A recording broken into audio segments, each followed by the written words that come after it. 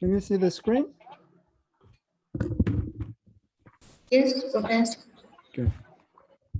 All right. So the last time when we finished the chapter 15, it was the on the Gentile side, the Decapolis. Lần trước chúng ta kết thúc tại chương số 15 và bối cảnh là tại dân ngoại. And remember that Jesus performed another miracle, the feed, the 4,000 people. Chúng ta còn nhớ phép lạ dùng làm bánh để nuôi 4.000 người ăn chứ.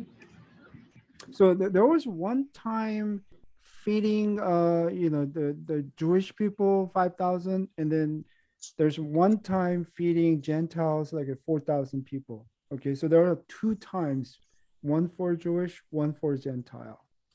Và Chúa đã làm phép lạ hòa bánh để nuôi 5.000 người ăn cho người Do Thái, và một lần nữa Chúa làm phép lạ hòa bánh cho 4.000 người ăn, đó là dành cho dân ngoại. Vậy đấy là hai lần mà Chúa đã làm phép lạ này.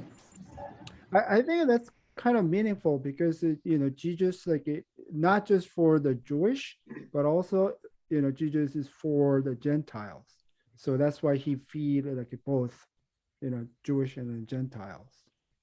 Và cái điều mà Chúa đã làm cho phép lạ này có ý nghĩa rất lớn. Chúa không chỉ nuôi người Do Thái thôi, nhưng mà Chúa còn cho cả dân ngoại ăn nữa. So keep that in mind, the Jesus performed the miracles, and then now the chapter 16 continues. Nên chúng ta hãy nhớ lại điều đó. Chúa vừa làm phép lạ xong và bây giờ chúng ta tiếp tục với chương số 16. In the verse 1, the Pharisees and the Sadducees came up, and then testing Jesus, they asked him to show them a sign from heaven.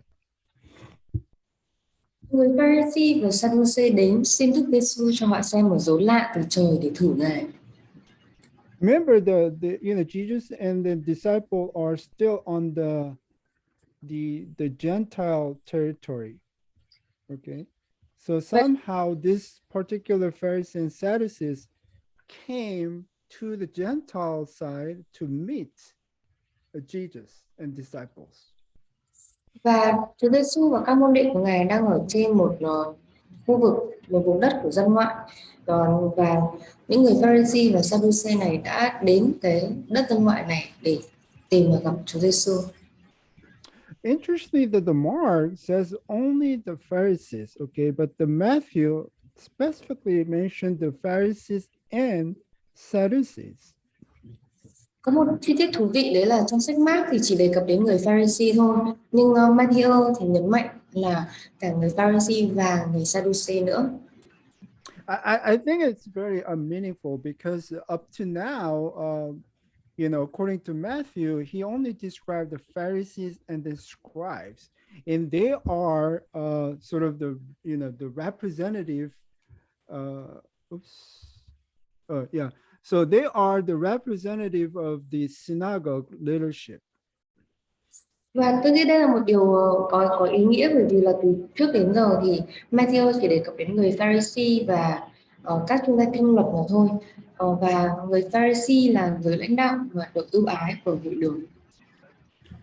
And the Sadducees are the sort of the temple authorities and then the priesthood. So in other words, starting now, the entire Jewish religious leadership is like watching Jesus. Và người Sadducee chính là giới lãnh đạo đền thờ và thầy tế lễ. Thì nói cách khác là bắt đầu từ bây giờ, toàn bộ giới lãnh đạo tôn giáo của Do Thái đều đang để ý đến Chúa Giêsu. So wherever Jesus goes, there are tremendous, the number of the crowds, especially all those the people have physical needs, right? All those either sick or whatever, they come for a cure. Và bất kể điều gì Chúa Giêsu làm thì đều thu hút một đám đông rất là lớn. Cho dù là Chúa chữa lành người bệnh, hay là Chúa đuổi quỷ, hay là Chúa làm điều gì đi chăng nữa, thì Chúa rất nhiều người đến để tìm kiếm và để được chữa lành. So all the time, Jesus cured all those people, but at the same time, Jesus, sort of preach or just deliver the good news, the gospel. Và mỗi khi mà Chúa chữa lành cho người bệnh thì Chúa đều dạy tin lành. And so basically, Jesus gained the honor. Và như thế thì về cơ bản là Chúa Giêsu đã Chúa đã giành được cái sự tôn trọng. Remember, this is the society of the honor and shame. So if one person gets the honor, the other person just automatically lose the honor. You just cannot get the both of the people can get the honor. That's not the system. So once Jesus got popularity, honor, the other party will lose honor. Và chúng ta cũng nhớ rằng đây là một xã hội của sự tôn trọng và sự sỉ nhục, nên là nếu như một người họ nhận được sự tôn trọng thì nó đồng nghĩa với việc là những người khác sẽ tự động nhận được cái sự xấu hổ. Nên là khi mà Chúa Giêsu ngày càng được nổi tiếng và Chúa Giêsu nhận được sự tôn trọng thì những người ở trong giới lãnh đạo này họ bị sỉ nhục. So initially, the Jesus started his ministry from the Galilee, and then many other villages, and he faced many Pharisees, and then he had a debates, and he gained honor, but the Pharisees lose their honors. Khi Chúa Giêsu bắt đầu chức vụ ở tại Galilee và nhiều làng mạc khác thì Chúa Giêsu nhận được sự tôn trọng và những người Pharisee họ nhận được sự xấu hổ. So initially, the Sadducees, did not show any interest on Jesus because there's not much conflict between Jesus and the temple authorities. Nhưng đến thời điểm đó thì đối với những người Pharisee họ chưa có để ý nhiều đến Chúa Giêsu bởi vì là chưa có nhiều cái sự ảnh hưởng hay là những cái chưa có nhiều sự ảnh hưởng nào đến đền thờ. But as the Jesus gained more popularity, now the Sadducees start to watch because obviously Jesus can become sort of the competitor. Bây giờ khi mà Chúa Giêsu đã nổi tiếng hơn nữa rồi thì những người Sadducee họ cũng bắt đầu để ý đến, và bởi vì họ nghĩ rằng Chúa Giêsu có thể sẽ trở thành một đối thủ. So at this point, Jesus was not accepted by Pharisees or Sadducees as a fellow servant of God, okay, but rather as a unwelcome competitor. Chúa Giêsu không được những người Pharisee hoặc Sadducee chấp nhận là một người cùng phục vụ Đức Chúa Trời, mà là một đối thủ mà không được chào đón. And we're going to see how they, sort of, clash, between the Jesus and then the temple authorities, especially toward the end of the, Jesus ministry. We'll see the deeper conflict. Và chúng ta sẽ xem sự va chạm giữa Chúa Giêsu với những giới lãnh đạo đền thờ này, và đặc biệt là càng về sau thì cái sự xung đột này càng lên đến đỉnh điểm. So they ask a sign from heaven. Okay, so the question is, what is the sign from heaven they're asking? Và họ hỏi xem một dấu lạ từ trời. Vậy thì cụ thể là dấu lạ từ trời nào mà họ đang tìm kiếm? And their purpose of asking is to basically the testing Jesus. Okay. Và that is the motivation. Căn bản là họ đang muốn thử Đức Chúa Trời, đấy là động cơ của họ. Remember that Jesus just performed the miracle, right? He fed 4,000 people from the 7 bread. Và chúng ta nhớ là Chúa Giêsu vừa thực hiện phép lạ hòa bánh cho 4.000 người ăn chỉ từ 7 cái bánh. So Jesus had performed the countless, so many miracles and the exorcisms by now. But yet, still, these men demanded another sign from heaven. And don't think this is sort of the spiritual meaning. It is like they are speaking about really like a sign in the sky, like a physical sign, some sort of the physical sign. Chúa Giêsu đã thực hiện vô số phép lạ và kể cả Chúa đã đuổi quỷ nữa. Tuy nhiên những người này họ đến và họ vẫn yêu cầu một dấu lạ khác từ trời, và cái dấu lạ này họ yêu cầu này không phải là chỉ mang tính chất về thuộc linh thôi, hoặc hay là đến từ thiên đàng theo tâm linh, nhưng mà họ đang thực sự đòi hỏi một cái dấu lạ đến từ trời theo nghĩa đen luôn. I just gave like a couple of examples just for your understanding, like I say, making the sun stand still, or the moon to come out like during the day, some sort of like unusual physical phenomena in the sky. Is that like what they're asking? Tôi có liệt kê ra một vài ví dụ để chúng ta dễ hiểu. Ví dụ như là khi mặt trời đứng yên, hay là mặt trăng mọc ra lúc ban ngày. Tức là một vài cái dấu hiệu bất thường về vật lý như chúng ta như chúng ta vẫn biết. Thì liệu có phải đấy là trời mà họ đang yêu cầu hay không? But Jesus knew that it doesn't really matter, because their request for a sign was only meant to project the Jesus as a sort of fraud in order to discourage his many followers and then Upi followers, right? Because there are so many crowds and they can be, Jesus followers. So, to just discourage those people, that's why they challenge, Jesus, like I say, can you show us like, some, unbelievable thing, from the sky. Và chúng tôi cũng biết điều đó là không quan trọng, bởi vì cái yêu cầu của họ chỉ để hướng suy nghĩ của những người đang theo Ngài, của đám đông này, để họ nghĩ về Chúa Giêsu là một kẻ lừa gạt, và từ đấy họ sẽ làm nhụt chí, làm nản lòng nhiều người theo Ngài, và những người sẽ theo Ngài, bởi vì là họ thấy Chúa Giêsu càng ngày có rất nhiều đám đông đi theo Ngài, và ở trong đám đông đó thì sẽ có những người sẽ trở thành những người môn đệ của Chúa Giêsu, nên là họ muốn tìm cách để làm những người này nản lòng, và để họ thấy Chúa Giêsu không có thẩm quyền, hoặc là Chúa Giêsu không thể làm được cái phép lạ lớn lao.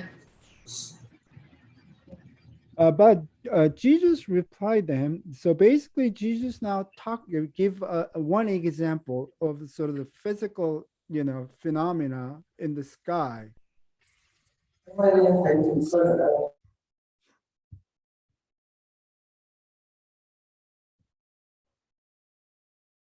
Oh, Sorry, I'm like. It's okay.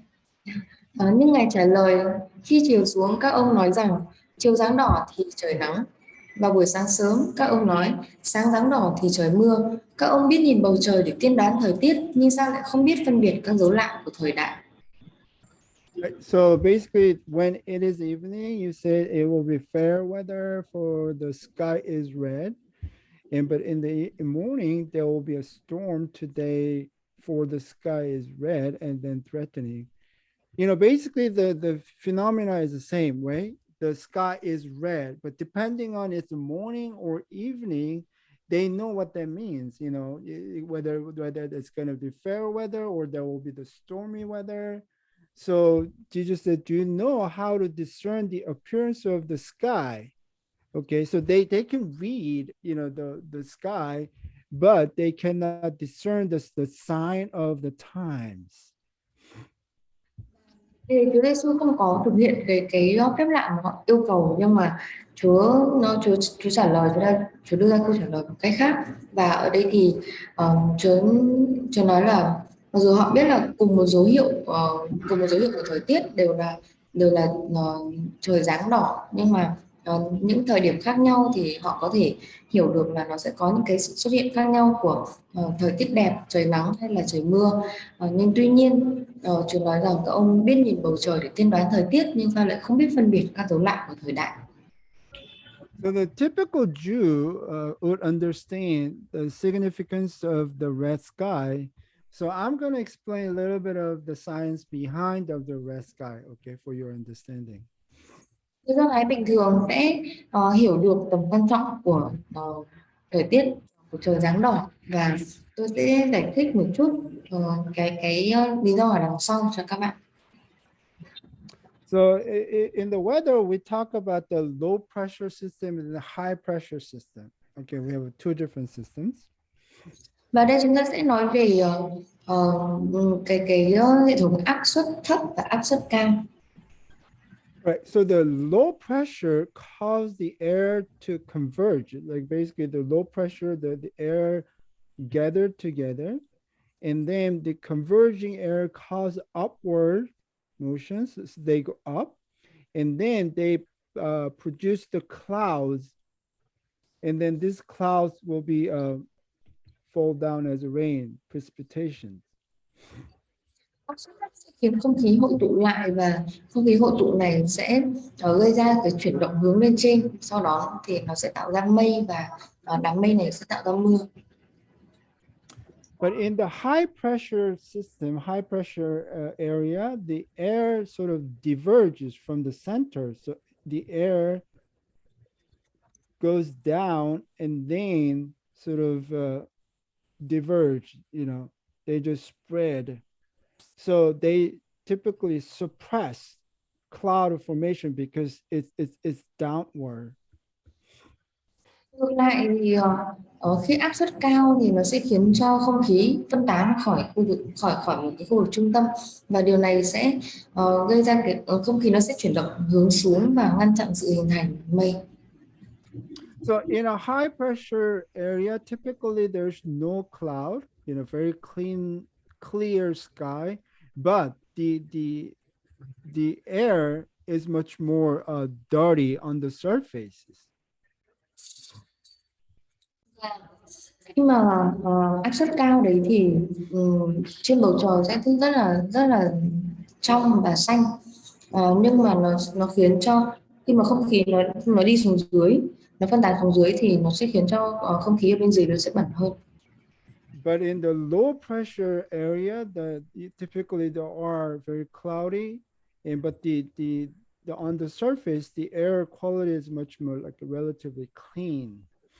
Nhưng trong những khu vực khí hậu mà áp suất thấp thì trên trời sẽ có nhiều mây hơn, nhưng mà ở bên dưới thì không khí sẽ tương đối sạch. Right. So the light from the sun is made of the colors. We know the rainbow color, right? And the each color corresponds to the different wavelength of the radiations. Ánh sáng từ mặt trời được tạo ra từ những màu sắc trong cầu vồng phù hợp với các bước sóng phát xạ khác nhau. And then the blue color is the short wavelength, and the red color is the longer wavelength. Những màu xanh lam được tạo ra từ các bước sóng ngắn, và các màu đỏ được tạo ra từ các bước sóng dài. And the air molecule scatter the shorter wavelength more efficiently, meaning is they just scatter the blue color more efficiently. That's why when we look at the sky, it's like a blue color. Các chất từ không khí phân tán các bước sóng nhỏ hiệu quả hơn, tức là phân tử không khí này phân tán được các bước sóng màu xanh hiệu quả hơn, nên đấy là lý do vì sao khi chúng ta nhìn lên bầu trời thì chúng ta thấy bầu trời màu xanh. However, whether in a dust or any aerosols scatter the longer wavelength, which means the red light, more efficiently. So on the ground, if there are many, like a sort of the dust or aerosols, it reflects the red color more, so we could see more like a reddish. Nhưng bụi hoặc sương mù sẽ phân tán các bước sóng dài hơn, tức là nó sẽ phân tán các ánh sáng đỏ hiệu quả hơn, nên đấy là lý do nếu như mà ở bên dưới không khí chúng ta thấy có nhiều sương hoặc là nhiều bụi, thì chúng ta sẽ nhìn thấy trên bầu trời sẽ có màu đỏ. So during the sunrise or sunset, right? Because the sun is low in the sky, so the light, transmit through the sort of the, the thickest part of the atmosphere, meaning it's like a close to ground.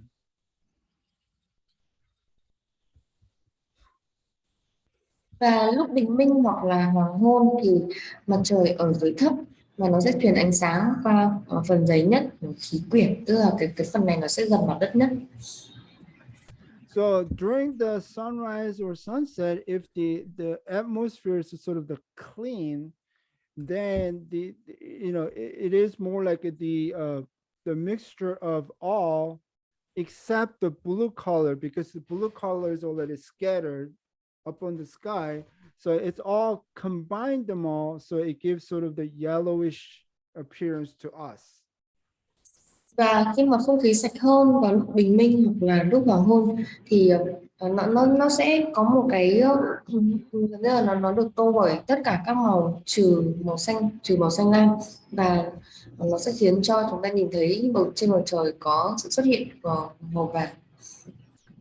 But if the air is sort of the dirty during the sunrise or sunset, then because the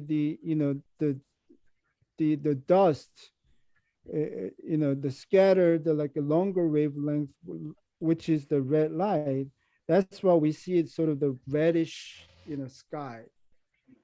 Và nếu như không khí bẩn hơn thì vào lúc bình minh và lúc hoàng hôn này thì bởi vì do bụi, và bụi nó sẽ phân tán các bước sóng dài hơn, tức là phân tán các ánh sáng đỏ, nên đấy là lý do chúng ta sẽ thấy đó trên bầu trời sẽ có một sẽ có màu đỏ. So the red sky at night means that the sun is sending its light through a high concentration of the dust particle. And this usually indicate the high pressure and the stable air coming in from the west. So basically then that means that the good weather will follow. Và trời đỏ buổi tối có nghĩa là mặt trời đang phát ánh sáng qua qua một sự tập trung cao độ của các hạt bụi, và điều này sẽ ám chỉ đến áp suất cao và không khí ổn định đến từ phía tây. Cơ bản là thời tiết hôm sau sẽ tốt. And the red sky in the morning mean that the high pressure system, the good weather system, has already passed. So then there will be like a storm system may be moving to the east. And so there are high water content in the atmosphere. So the rain could be on its way. Và hoàng hôn màu đỏ có thể là có nghĩa là hệ thống áp suất cao, tức là thời tiết tốt đã qua rồi, và hệ thống bão áp suất thấp có thể đang đến từ phía đông, và có lượng nước dày ở trong không khí, vậy nên mưa có thể đang trên đường đến. So in the ancient time, even though they don't know the mechanism, from the experience, they know the meaning, the red sky in the morning, red sky at night.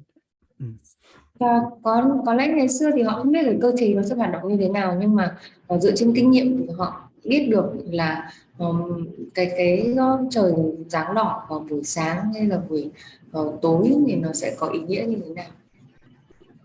So, even though they could read the sky very well, and they watch, all the Jesus miracle, and yet, they still ask for the sign, which means, they're not sort of, they don't care about the true meaning of his miracle, his signs. Và như vậy mặc dù họ biết nhìn bầu trời để đoán về thời tiết, họ cũng nhìn thấy rất nhiều phép lạ của Chúa Giêsu, nhưng tuy nhiên họ lại yêu cầu một phép lạ, và như thế thì Chúa nói là họ không biết phân biệt dấu lạ của thời đại. So Jesus said that an evil and adulterous generation seeks after a sign, and a sign will not be given. So Jesus refused to give a sign except the sign of Jonah. And she already explained the sign of Jonah, before, like, chapter 12. So this is not the first time.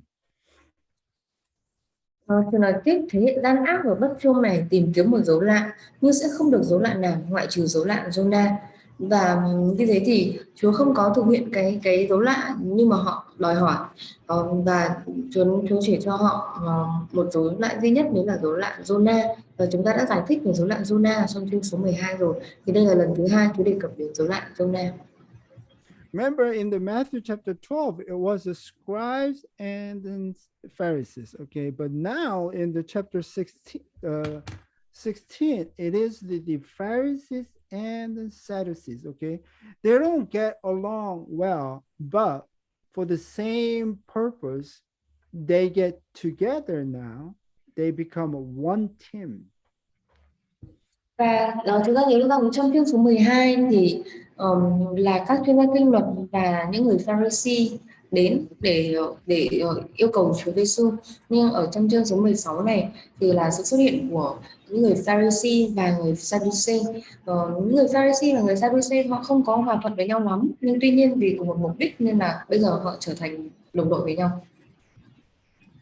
And Jesus left them and then went away. So Jesus abruptly ended the confrontation and just left the Jewish religious leaders. Thế rồi Ngài lìa họ và đi. Vậy Chúa Giêsu đã bất ngờ kết thúc cuộc đối đầu này và Chúa rời những người lãnh đạo tôn giáo của Do Thái và đi. And disciples came to the other side of the sea. Remember, there were on the sort of the Gentile side, right? So now they're coming back to Jewish side. Đi qua bên kia bờ hồ, chúng ta nhớ là bây giờ Chúa Giêsu và những người lãnh đạo đang ở trên vùng đất của dân ngoại. Và khi mà họ đi qua bên kia hồ Galilee, tức là họ trở về vùng đất của người Do Thái. But they had forgotten to bring any bread. The meaning is no bread, okay? But if you look at the Mark chapter 8, verse 14, and they had forgotten to take bread and did not have more than one loaf in the boat with them. Okay, so according to Mark, at least there's one loaf of bread. Okay, according to Matthew, there's no bread at all. Khi qua bên kia bờ hồ, các môn đệ quên đem bánh theo. Như vậy có nghĩa là sẽ không có bánh nào cả. Nhưng đối chiếu với sách Mác thì các môn đệ quên đem bánh theo, trong thuyền chỉ có một cái bánh. Như ở trong sách Mác thì sẽ có một ổ bánh, còn trong sách Matthew thì sẽ không có bánh. So apparently there's there's a conflict, right? One says no bread, one says one bread. I mean, but I think it doesn't really matter. I mean, it just like their memory was somewhat different, and then but it doesn't really change the meaning. Okay, so it's not a problem. Như vậy thì có sự khác nhau giữa hai bản ghi chép này, nhưng tuy nhiên tôi nghĩ không phải là vấn đề lớn, có lẽ chỉ là do sự ghi nhớ của mỗi người khác nhau thôi, nó không làm ảnh hưởng gì đến ý nghĩa của câu chuyện này. And Jesus said to them, "The watch out, be aware of the leaven of the Pharisees and the Sadducees." Đức Giêsu bảo hãy cẩn thận, coi chừng men của người Pharisee và Sadducee. So what is the leaven? The yeast. Okay, so the leaven is often used biblically as a sort of a metaphor for sin. Okay, but it also used as a sort of metaphor for teaching. Đức Giêsu bảo hãy cẩn thận coi chừng men của người Pharisee và Sadducee, bởi vì cái từ men thường được sử dụng trong Kinh Thánh như là một lối nói ẩn dụ chỉ về tội lỗi, nhưng tuy nhiên nó cũng được sử dụng để ám chỉ về sự dạy dỗ. So interestingly, there's the word play, like in Aramaic, the word for the leaven is like hamira, and the word for the teaching is amira. It's very similar. Okay. Và thế đây là nói chơi chữ. Ở trong tiếng Aram thì từ men là Hamira và từ sự dạy dỗ là Amira, nên là về cơ bản thì hai từ này khá giống nhau. So the term the leaven was used to describe teaching, okay, but this is sort of the neutral term. It's not positive or it's not negative. The Và context actually determined the meaning. cái từ men này khi được sử dụng để miêu tả sự dạy dỗ thì nó là một từ mang tính chất trung lập, không có nghĩa tích cực, không mang nghĩa tiêu cực, và sẽ tùy thuộc vào bối cảnh để quyết định cái ý nghĩa của nó. But in this context, Jesus said to beware. Okay, so that suggests that the term leaven here is more negative. Và ở đây thì từ coi chừng đã cho thấy cái từ men này sẽ mang một nghĩa tiêu cực. If you look at the Mark chapter 8 verse 15, you know the corresponding verse, it says, watch out to be aware of the leaven of the Pharisees and the leaven of Herod. Okay, so that the Matthew said it was the Sadducees, but the Mark says it was Herod. Và ở trong Mác đoạn 8 câu 15 thì chúng ta có thể đối chiếu hãy thận trọng đề phòng men của người Pharisee và của đảng Herod. Như thế thì Mác đề cập đến Herod, còn Matthew đề cập đến Sadducee. So the question is, which Herod is Mark talking about? Is it the Herod the Great or his son, the Herod Antipas? Vậy thì câu hỏi đây là Mark đang nói đến Herod nào? Herod đại đế hay là con trai của ông Herod Antipas? So actually, we don't know which Herod, but another thing that we need to consider is that the Herod and then the Sadducees relationship, because Sadducees want the power, so they have a very good relationship with the ruling power, which was the Herod. Và chúng ta không biết được là Herod nào, nhưng tuy nhiên có một câu hỏi nữa, đấy là mối quan hệ của Herod với người Sadducee là như thế nào. Sadducee là những người họ ham muốn quyền lực, nên là họ rất thân cận với lại với lãnh đạo lúc bấy giờ, và tức là họ thân cận với lại chế độ của Herod, vua Herod. Yeah, so in that sense, the Sadducees and the Herod might be, kind of similar meaning. Vậy nên không cần biết là Herod nào, nhưng mà khi mà đề cập đến đảng Herod hay là người Sadducee thì có lẽ đang cùng một cái ý nghĩa. So disciples began to discuss this among themselves, saying, Jesus said that because we did not bring any bread, okay? Because he talked about the leaven yeast, the disciple thought he just is talking about the bread. Các môn đệ nói với nhau, tại chúng ta không đem bánh heo.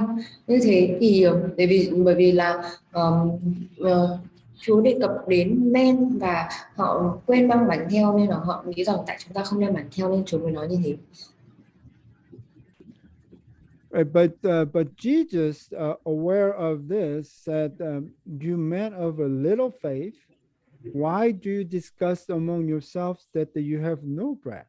Okay, but if you look at the corresponding the Mark, Jesus, aware of this, and said to them, "Why do you discuss the fact that you have no bread? Do you not yet see and understand?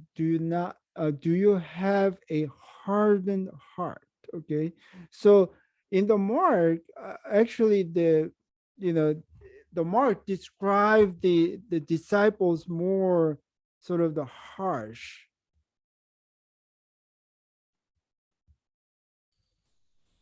Đức Giêsu biết thế và bảo, hỡi những kẻ ít đức tin, sao lại nói với nhau rằng mình không đem theo bánh. Trong Mác đoạn 8 câu 17, biết điều đó Ngài bảo họ, sao các con bàn cãi vì không có bánh? Sao các con còn chưa chịu biết, chưa chịu hiểu mà cứ cứng lòng thế? Như thế thì chúng ta cũng thấy là ở trong sách Mác đã nói về các môn đệ ở trong cái bối cảnh này gay gắt hơn. Interesting that the Matthew actually pictured the disciples more sort of the generous, okay, generous compared to Mark. Mark treat the disciples more sort of the harsh. Nhưng so với Mark thì Matthew đã đề cập đến các môn môn đệ nói đến chung chung hơn chứ không không gay gắt như là Mark. So, do you not yet understand or remember the 5 loaves of the 5,000s and how many baskets full you picked up? Obviously, Jesus expressed sort of the frustrations, because according to John, Jesus already explained the meaning of the bread for 5,000. Các con chưa hiểu sao? Các con không nhớ 5 cái bánh cho 5.000 người ăn sao? Các con thu được bao nhiêu giỏ bánh thừa? Rõ ràng ở đây Chúa Giêsu đã bày tỏ sự thất vọng với các môn đệ và như ở trong như theo Giăng thì Giăng đã giải thích ý nghĩa của sự hòa bánh này. Because according to John, Jesus already explained that I am the bread.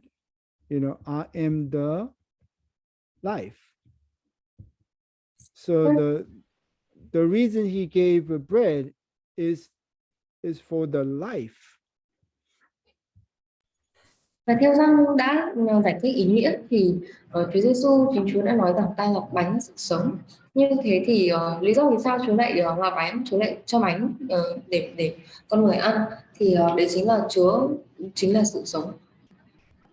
And or the 7 loaves of the 4,000 and how many large baskets full you picked up. Again, if this is the life for 4,000. Hay 7 cái bánh cho 4.000 người ăn, các con thu được bao nhiêu giỏ bánh thừa? Một lần nữa rồi nói đến cái loại hòa bánh cho 4.000 người ăn, tức là sự sống cho 4.000 người này. In the Mark version, it says, having eyes, do you not see? And having ears, do you not hear?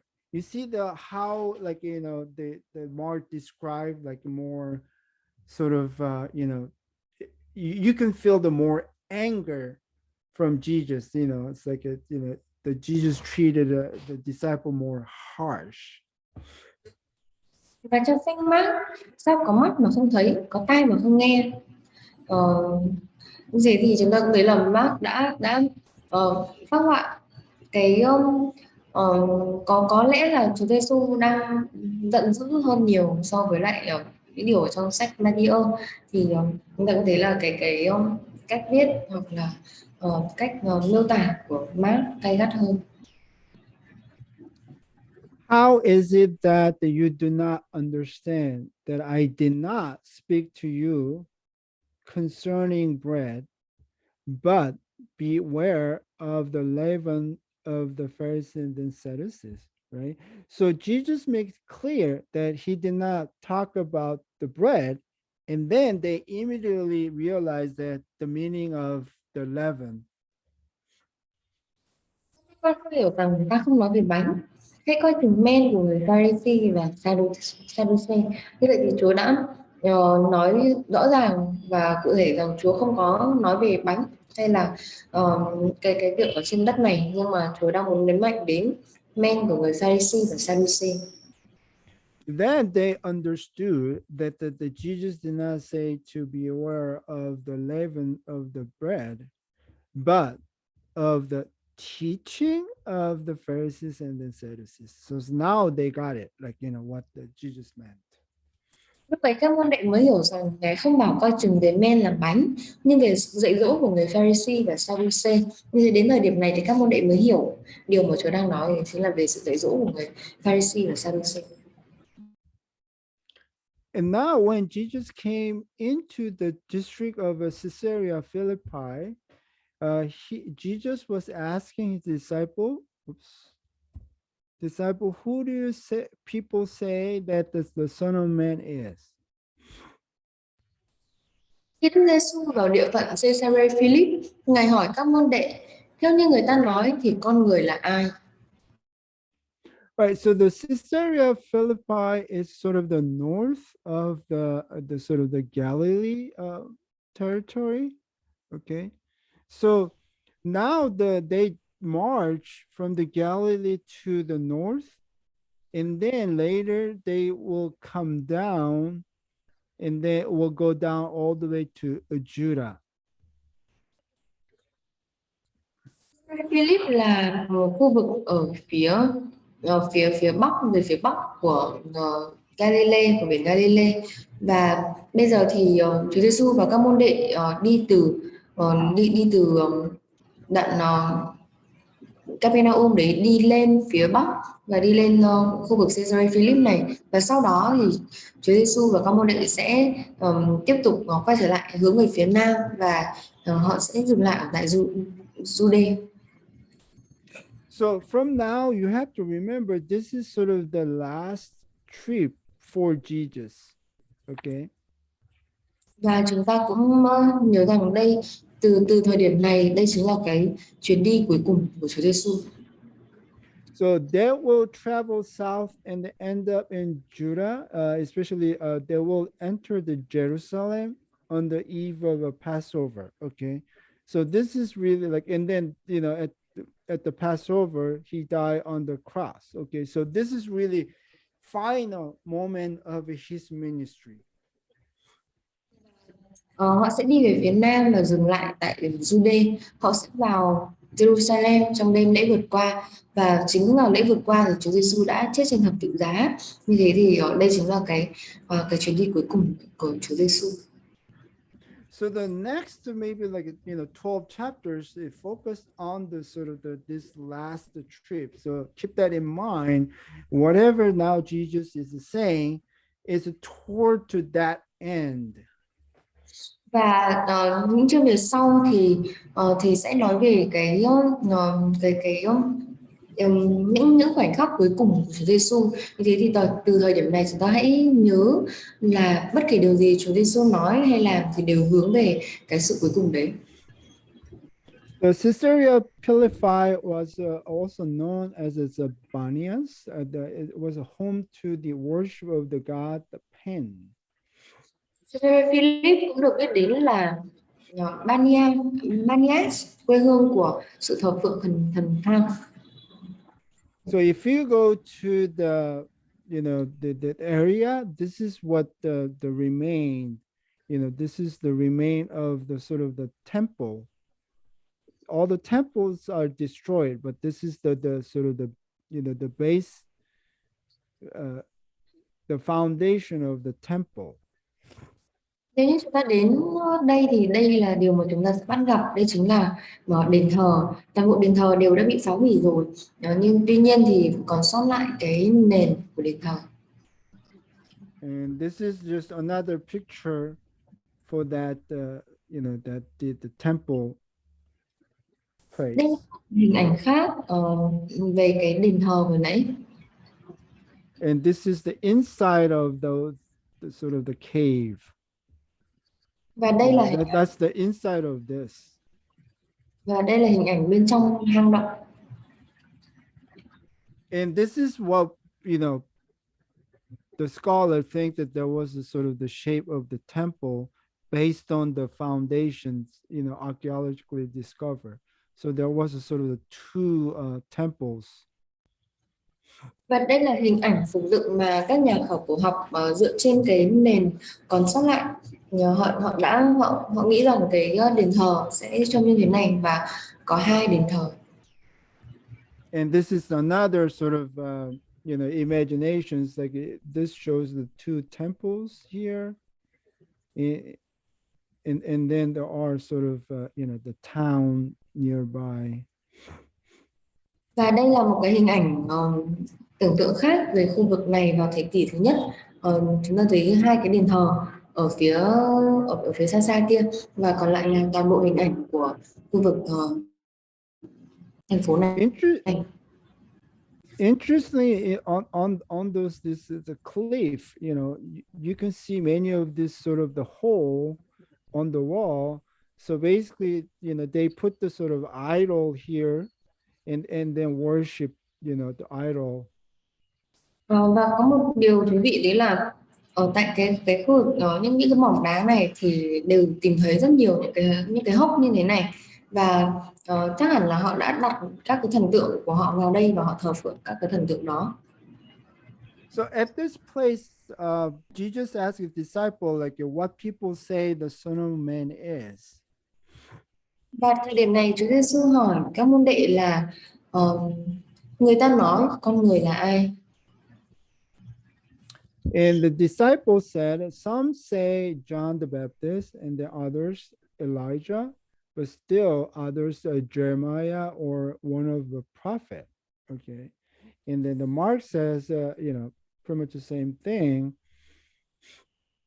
Môn đệ thưa, một số người nói thầy là Giăng Báp-tít, một số khác nói là Eli, một số khác nói là Jeremy hay một tiên tri nào đó, và Mark cũng nói điều tương tự. And John says a similar thing, that therefore when the people saw the sign which Jesus had performed, they said, this is truly the prophet who is to come into the world. Okay, so the prophet was one of the most popular view. Và Giăng cũng ghi chép điều tương tự như thế. Khi đã thấy phép lạ Ngài làm, người ta bảo nhau, người này chính là vị tiên tri đấng phải đến thế gian. Thì như thế là họ ngay lập tức họ nghĩ đến vị tiên tri. And Jesus said to the disciple, but who do you say that I am? And Simon Peter answered, you are the Christ. The meaning is the Messiah. So you are the Messiah, the Son of a living God. Ngài hỏi các môn đệ, còn chính các con thì cho rằng ta là ai? Simon Peter thưa rằng, thầy là Chúa Cứu Thế, tức là đấng Messi, con Đức Chúa Trời hằng sống. Remember throughout the book of Matthew, so far Jesus never said it himself as a Messiah. Và chúng ta cũng nhớ rằng ở trong sách Matthew thì từ đầu đến giờ Chúa Giêsu chưa bao giờ nói rằng chính Ngài là Chúa Cứu Thế.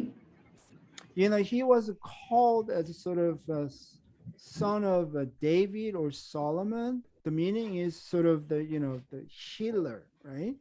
And some people say teacher, and then I told you there's a concept, the Jewish holy man, the Tzaddik, so far he was viewed as a sort of the one of a great teacher or sort of the Tzaddik, but not Messiah itself. Người ta thường gọi Chúa Giêsu là con vua David hoặc Salomon, tức là ám chỉ đến người làm phép lạ chữa lành, hoặc là tôi đã giải thích cho các bạn khái niệm về thánh nhân Do Thái, cái gia đích này rồi, thì Chúa Giêsu được mọi người biết đến là một gia đích chứ không phải là đấng cứu thế. I told you that one of the reasons that Jesus did not use the term Messiah because the people view or picture the Messiah quite differently, because it was not the religious leader, but they picture more political king figure. Và tôi cũng đã giải thích lý do vì sao mà họ lại người Do Thái lại không nghĩ Chúa Giêsu là Chúa Cứu Thế, bởi vì là đối với người Do Thái thì họ vẫn luôn tin rằng Chúa Cứu Thế sẽ không phải là một người lãnh đạo tôn giáo, mà phải là một nhân vật chính trị, ví dụ như là phải là một vị vua. So this is the first time actually in the Matthew they're saying that Jesus is the Messiah. Okay, and also the Messiah, people think the Messiah is a sort of human, but here Peter says, no, you are the son of a living God, right? So the divinity, right? He is a divine being. Và đến thời điểm này thì đây là lần đầu tiên trong sách Matthew ghi chép Chúa Giêsu chính là Chúa Cứu Thế. Ngoài ra thì có một sự nhấn mạnh nữa, đấy là con Đức Chúa Trời hằng sống, bởi vì là người Do Thái thường nghĩ rằng Chúa Cứu Thế, đấng Cứu Thế sẽ là con người thôi, nhưng mà ở tại đây thì Matthew đã bày tỏ, đã tiết lộ về cái thần tính của Chúa Giêsu. So remember, this is the just right before the last trip to the Jerusalem. Okay, so at the very last, Jesus revealed his identity as a sort of Messiah, and then the Son of the Living God. Và chúng ta cũng nhớ rằng đây là ngay trước cái chuyến đi cuối cùng quay trở lại Jerusalem. Như vậy thì đến cuối cùng thì Chúa Giêsu cũng đã bày tỏ chính Ngài là Chúa cứu thế. And Jesus said to Peter, "Blessed are you, the Simon, because flesh and blood did not reveal this to you, but my Father who is in heaven." So basically, God revealed this to you, Peter. Đức Giêsu phán: Phước cho con Simon con Giô-na, vì không phải xác thịt và huyết bày tỏ cho con mà chính Cha ta ở trên trời. Như thế vì Chúa Giêsu đang muốn nói rằng chính Đức Chúa Trời đã bày tỏ điều này cho Phi-rơ. I also say to you that you are Peter, and upon this rock I will build my church, and the gates of Hades will not overpower it. Okay, so there is this again the word play. The Peter, the so the Patro, the rock, and Petra, that's the Greek, but both of them are from the same Aramaic term Kepha. Okay, and then both actually mean the same thing, which means the rock. Còn ta bảo con là Phêrô, ta sẽ xây dựng hội thánh ta trên vầng đá này và các cửa ốc phủ sẽ không thắng nổi hội đó. Và đây là một cái lần nữa Chúa chơi chữ từ Petros tức là Phêrô hay là Petra đá đều xuất phát là cùng một từ trong tiếng Aram, đấy là từ Kepha, và cả hai từ này cơ bản đều chỉ đến cùng một thứ, chính là chỉ đến đá. And Jesus said, build my church. Here the my church is ecclesia. It is used for the sort of the, public assemblies, like, gathering of the people. Okay, so it doesn't mean the building, sort of as like a modern church, more like a building concept. Okay, it simply means that the collection of people who accept Jesus, like I say, believing community. Tôi cũng nói rằng ta sẽ xây dựng hội thánh ta, và từ hội thánh ở đây là ecclesia, và từ ecclesia này được sử dụng để chỉ những cái cuộc hội họp cộng đồng của người Hy Lạp, và tức là nhiều người họ tụ họp lại với nhau. Thì đơn giản ở đây cái từ ecclesia này sẽ có ý nghĩa là tập hợp của những người tiếp nhận Chúa Giêsu, tức là một cộng đồng đức tin. So the question is, what is this rock, right? Upon this rock, Jesus said he will build his church. And Catholic says because of this Peter, Petra, they say, this rock is on the Peter, okay? But we think it differently, so we're going to talk about it. Và có câu hỏi là vậy thì đá nào, chúng ta muốn nói đến đá nào? Có những người học giả họ cho rằng đá này là chính là Peter, Phêrô, tức là tên của Phêrô này cũng có nghĩa là đá, nên họ cho rằng Chúa sẽ xây dựng hội thánh của ta trên vầng đá, tức là ở trên Phêrô. Nhưng mà tôi nghĩ nó không phải như thế, chúng ta sẽ cùng xem xét sau. All right, so we're gonna have a 10-minute break, and then after that we'll continue the meaning of this rock. Chúng ta sẽ nghỉ giải lao 10 phút ạ, sau đó chúng ta sẽ quay trở lại với ý nghĩa của vầng đá.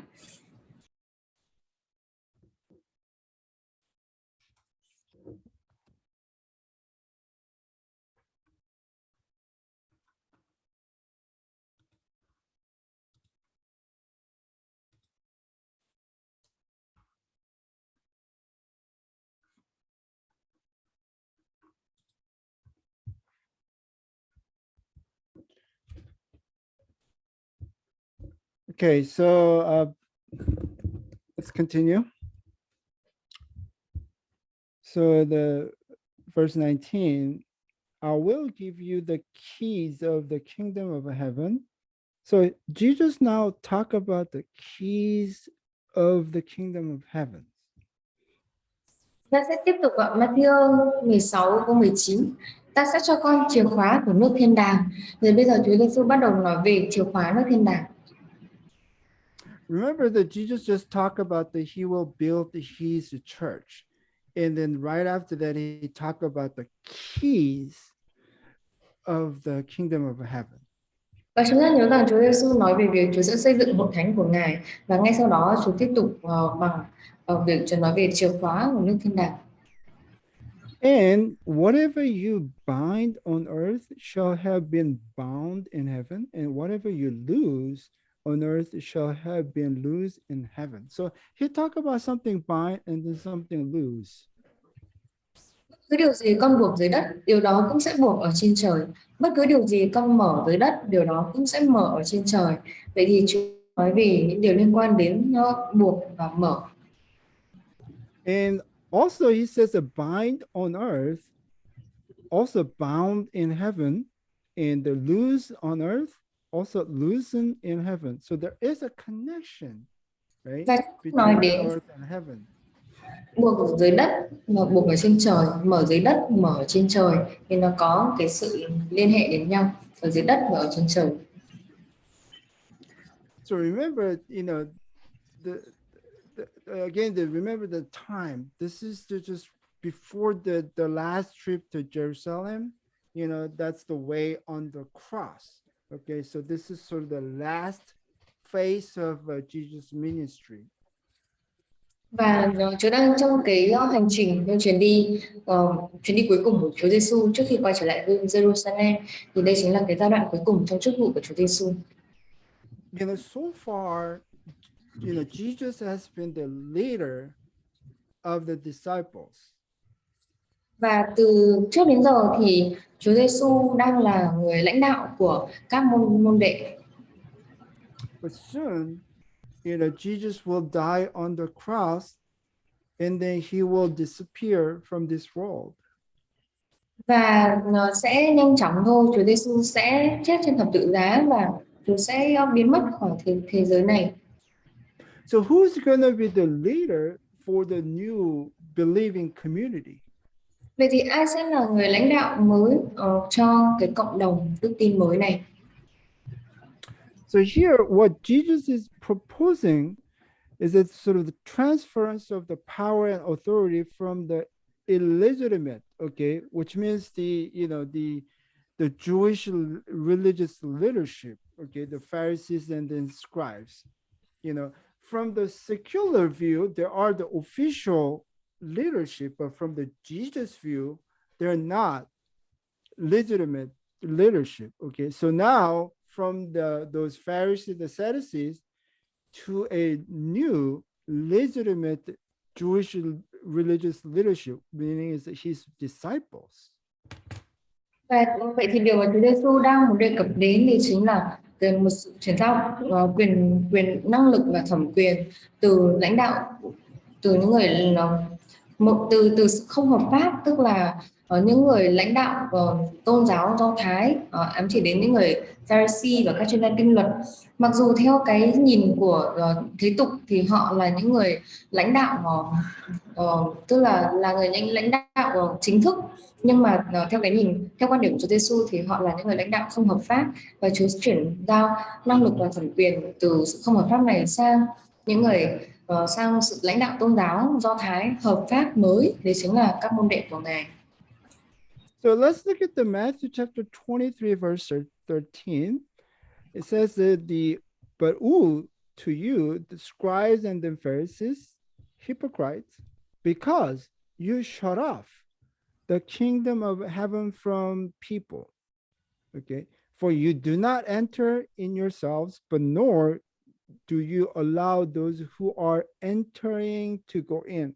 Okay, so what Jesus viewed the scribes and Pharisees, is a sort of the they blocked the entrance to the kingdom of heaven, yet Jesus said that he will give the disciples the key of the kingdom of heaven.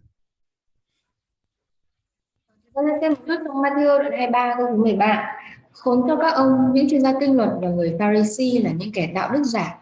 Các ông khóa cửa nước thiên đàng trước mặt người ta. Chính các ông đã không vào mà ai muốn vào các ông cũng không cho. Thì Chúa nói rằng các chuyên gia kinh luật và những người Pharisee này họ sẽ không họ sẽ không vào nước thiên đàng. Và quay trở lại trong Matthew 16, 19 thì Chúa giao cho môn đệ của Chúa chìa khóa của nước thiên đàng. So to understand the key, we first need to understand the meaning of the binding and then losing, what that means. Vậy để hiểu được chìa khóa nước thiên đàng này thì chúng ta sẽ cần trước hết chúng ta cần phải hiểu được buộc và mở có nghĩa là gì. Right, so this is the from the article. It's from it says the binding and losing the Matthean authorizations. It was from the Journal of the Biblical Literature. It was about 1985. It's kind of somewhat old, but it really summarized very well. Và chúng ta sẽ xem ở trong quyển sách này đó chính là buộc và mở sự ủy quyền cho Matthew là một cái sự ghi chép liên quan đến Kinh Thánh vào năm 1985. So he suggested that the binding and the losing terminology must be understood in the light of the later rabbinic traditions. Now there are basically three variations to this approach. Và tác giả đã nói về thuật ngữ buộc và mở này cần phải được hiểu theo truyền thống Rabbi sau này, và bây giờ thì có ba cách hiểu liên quan đến cái cách tiếp cận này. So the first one is that the language refers to the authority of the Jewish community leadership to release people from vows. Nhất đấy chính là từ này đề cập đến quyền của người lãnh đạo cộng đồng Do Thái được miễn cho mọi người khỏi một lời thề. The language refers to the authority to tell people what activities or behaviors they can or they cannot do. Một cách thứ hai đấy là từ này đề cập đến quyền cho mọi người biết những hoạt động hoặc là hành vi nào họ có thể hoặc là không thể làm. And the third one, the language refers to the authority of the church leaders to exclude people from the church and the believing community, but who would determine the standard for every congregation? So there is some, challenge on the third view. Và cách thứ ba chính là từ này đề cập đến thẩm quyền của các lãnh đạo hội thánh được phép đuổi ai khỏi hội thánh và cộng đồng đức tin, nhưng mà ai sẽ là những người quyết định chuẩn mực cho tất cả các giáo hội, thì đây là cái quan điểm mà được tranh cãi nhiều. And there are much more emphasis on the second view. Okay, so we're going to talk about the second view more in detail. Và chúng ta sẽ tập trung vào cái cách tiếp cận thứ hai này nhiều hơn. The binding and losing are known technical legal expressions in the ancient Jewish world. Okay, so the to bind is restrict or limit in a legal sense. So it's like a forbid something. To lose is a sort of unbind in the legal sense, meaning it's to permit something. Và buộc và mở là những cách diễn đạt chuyên môn theo pháp luật ở trong thế giới Do Thái cổ đại, và từ buộc có nghĩa là giới hạn hoặc hạn chế, và theo nghĩa pháp luật thì có nghĩa là cấm điều gì đó, mở là cởi, và theo nghĩa pháp luật thì nó sẽ có nghĩa là cho phép làm điều gì đó. So this is the example the Jewish historian Joseph says the Pharisees had the authority to loose and to bind. Okay, under the coin Alexandria, the Pharisees became the administrator of all public affairs empowered to banish and then readmit whom they please, as well as to loose and to bind. Okay, so the meaning is legally they can permit something or forbid something. Theo nhà sử học Do Thái Flavius Josephus thì ông nói rằng người Pharisee có quyền mở và buộc, và dưới thời hoàng hậu Alexandra của Jerusalem thì người Pharisee trở thành những người cầm quyền cai trị tất cả các vấn đề về liên quan đến quan hệ công chúng, và họ được trao quyền để xua đuổi hoặc là kết nạp những ai mà làm họ vừa lòng, cũng như mở và trói. Như thế thì có nghĩa là họ được ngăn cấm điều gì hoặc họ được cho phép điều gì đó một cách hợp pháp. So in this view, they say that when Jesus used this terminology in the Gospels, the context is illegal. So the meaning is the disciples were given a right to make rules and allowing and then forbidding things in their own community. Khi Chúa Giêsu sử dụng thuật ngữ này trong các sách phúc âm thì bối cảnh là theo pháp luật. Vậy nên các môn đệ được trao quyền lập pháp, tức là được đưa ra các cái quy định luật lệ, được cho phép và cấm những gì trong cộng đồng của chính họ. And there are other examples from the rabbinic the instructions. So here it says, why have you brought this elder to me? Whatsoever I loose, the elder binds. Whatever I bind, this elder loose. So the meaning is this rabbi is unhappy with this particular Jewish elder, because whether the rule this rabbi makes it about prohibiting or permitting something, this Jewish elder says the opposite, right? If the rabbi permits, the elder says forbid. If the rabbi forbid, this elders permits. Và một ví dụ khác từ một rabbi mà người rabbi này nói rằng: vì sao các ông mang người trưởng lão này đến với tôi? Bất cứ điều gì tôi mở, ông ấy buộc; bất cứ điều gì tôi buộc, ông ấy mở. Vị rabbi này không vui với người trưởng lão Do Thái cụ thể này, bởi vì luật nào mà người rabbi này đưa ra về việc cấm hay là cho phép điều gì đó, tức là buộc hay mở, thì vị trưởng lão Do Thái này lại nói điều ngược lại. There's another example, like I say, concerning the moving of empty vessels. Like I say, the cooking pot, something like that. But the context is on the Sabbath day, okay?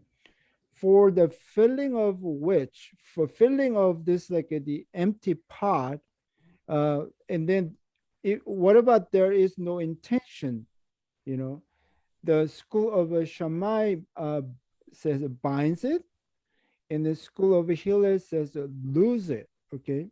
So this is the meaning concerning a Jew moving the cooking pot, and say you don't have intention of cooking, okay? So simply just moving the cooking pot.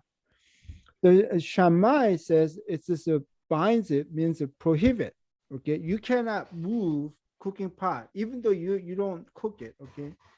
But in the Hillel says no, they lose it. No, it's okay. They just permits. You can just move cooking pot. Again, the term the binds and the loose use as sort of the legal sense. What is permit? What is forbid?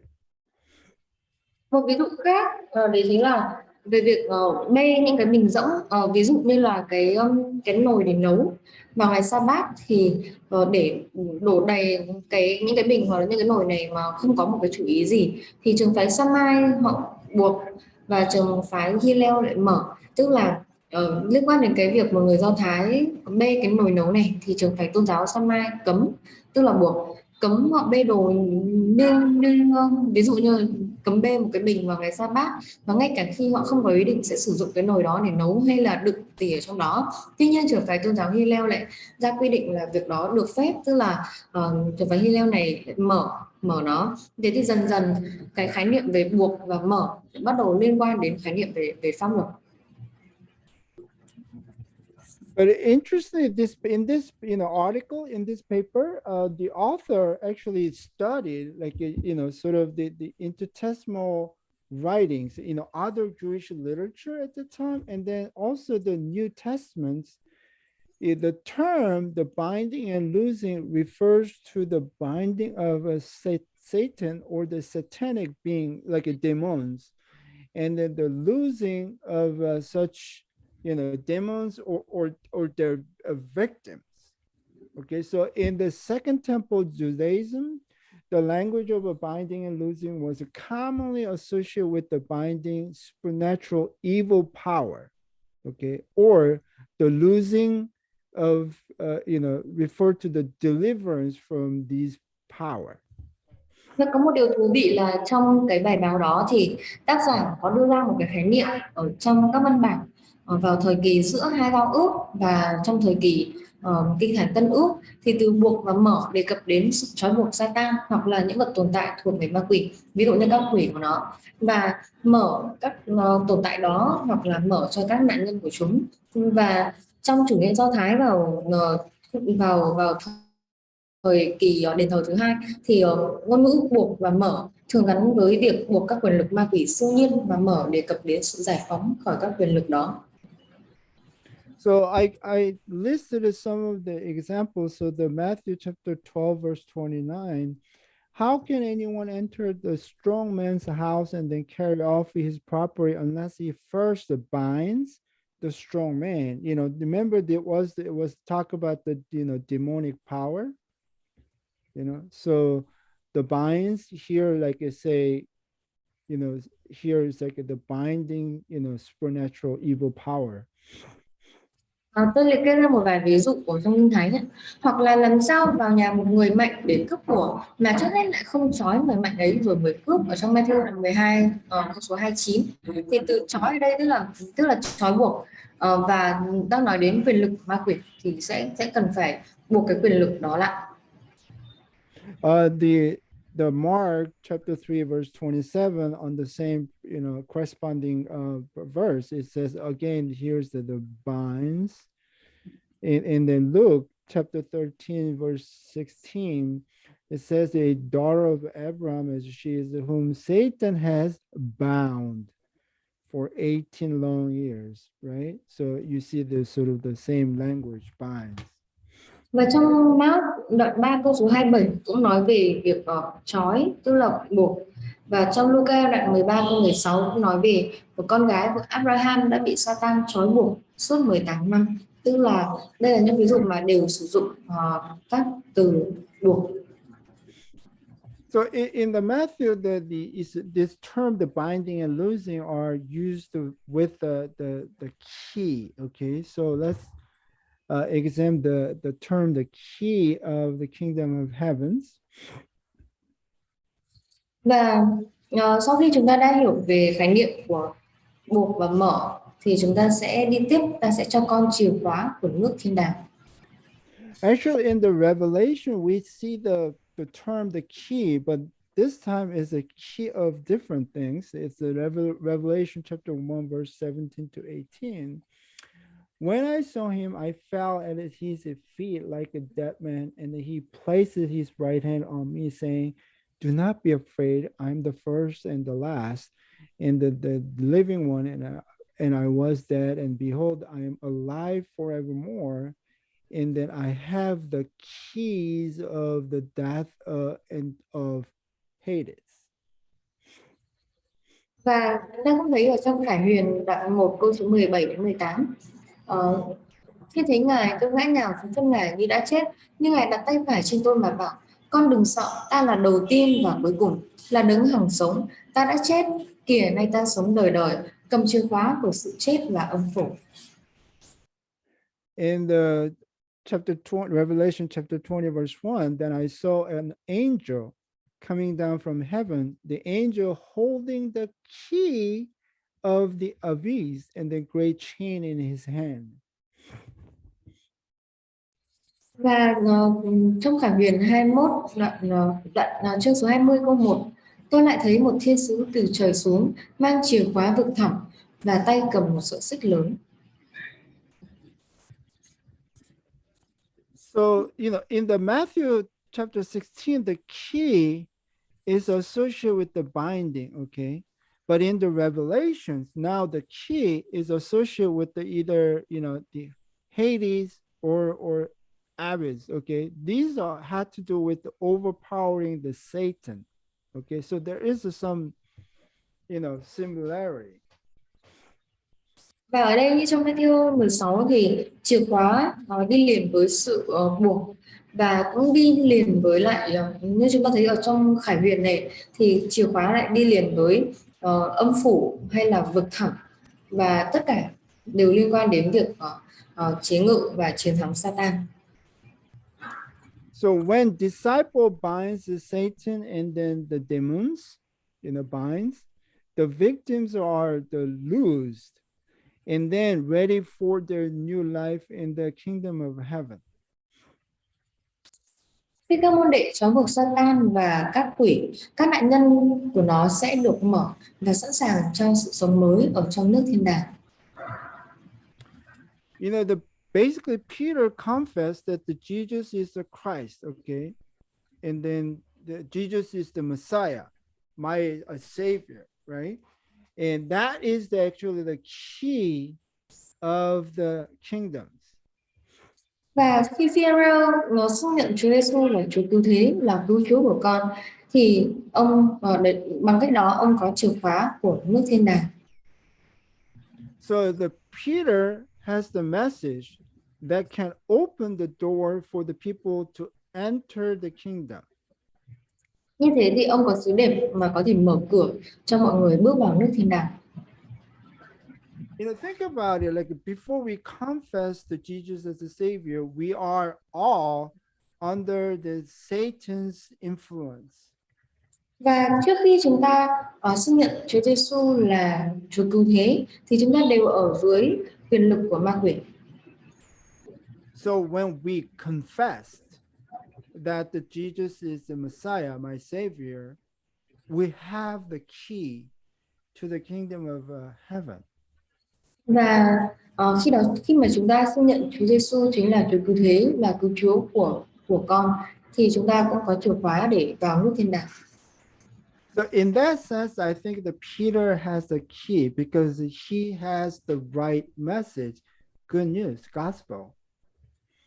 Và bằng cách đó, tôi nghĩ đấy là cách mà Phêrô đã có chìa khóa và ông có được thông điệp của phúc âm của Tin lành. Then Jesus warned the disciples that they should tell no one that he was Christ, meaning as he was Messiah. In the Mark, it says the same thing. He warned them to tell no one about him. The meaning is about he was the Messiah.